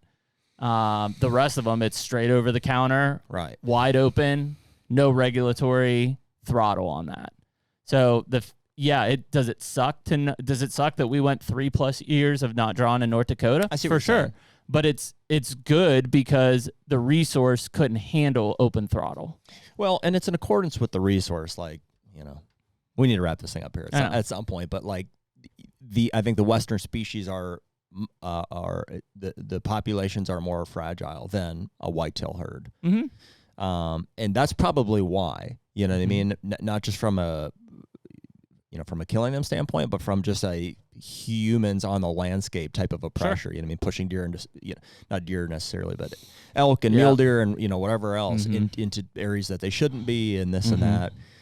So, yeah, they had those limitations in place. Whereas in the Midwest, you're not going to shoot out a whitetail population necessarily like the way it is now. Mm-hmm. So they don't have those restrictions in place. But yeah. So I don't know. It's a hard one to answer, but yeah, I mean, I think positive reflection on hunting, though people like Matt Ranella might say that's bringing people in and we can't house them anywhere. At the same time, I think is bringing light to hunting in a more favorable eye than, frankly, if it was just up to hunting influencers. Mm-hmm.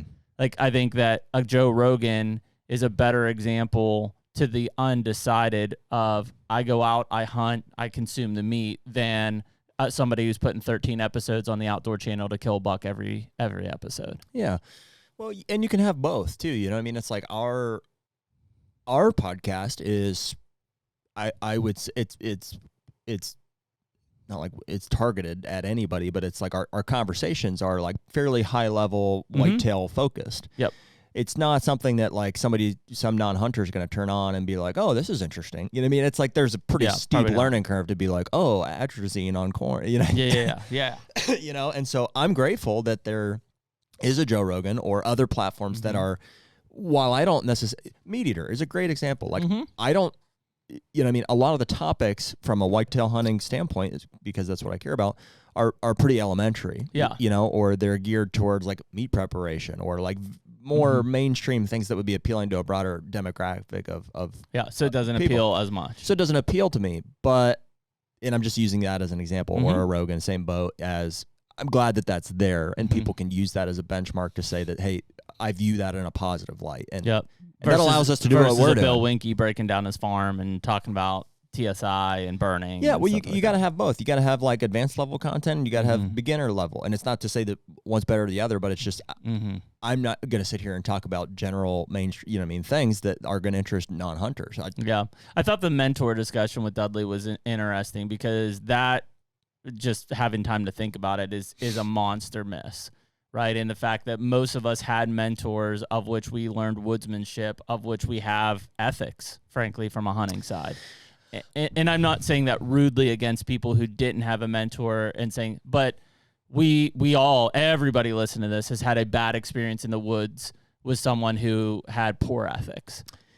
I think a lot of us are mentoring people and we may not even realize it. Yeah. You know, I think maybe it looks a little different now than it did 15, 20 years ago, where it was like me and my uncle or you and your pap or whatever in your deer camp. Now it's like, you know, dude, you and I have people that we've gotten in touch with, like a virtual like type loose thing. contacts, people that like I may not even know them to see them in person, but we communicate in this. And so how we carry ourselves, you know, and communicate with those guys, I think we impact more people than we any of us want to give ourselves credit for. Yeah, no, that's a good point. Well, cool. Well, we appreciate everybody listening to episode 252 with John Dudley, and we appreciate you guys listening to HUNTR Podcast this week, and we'll see you next week. Later. Take me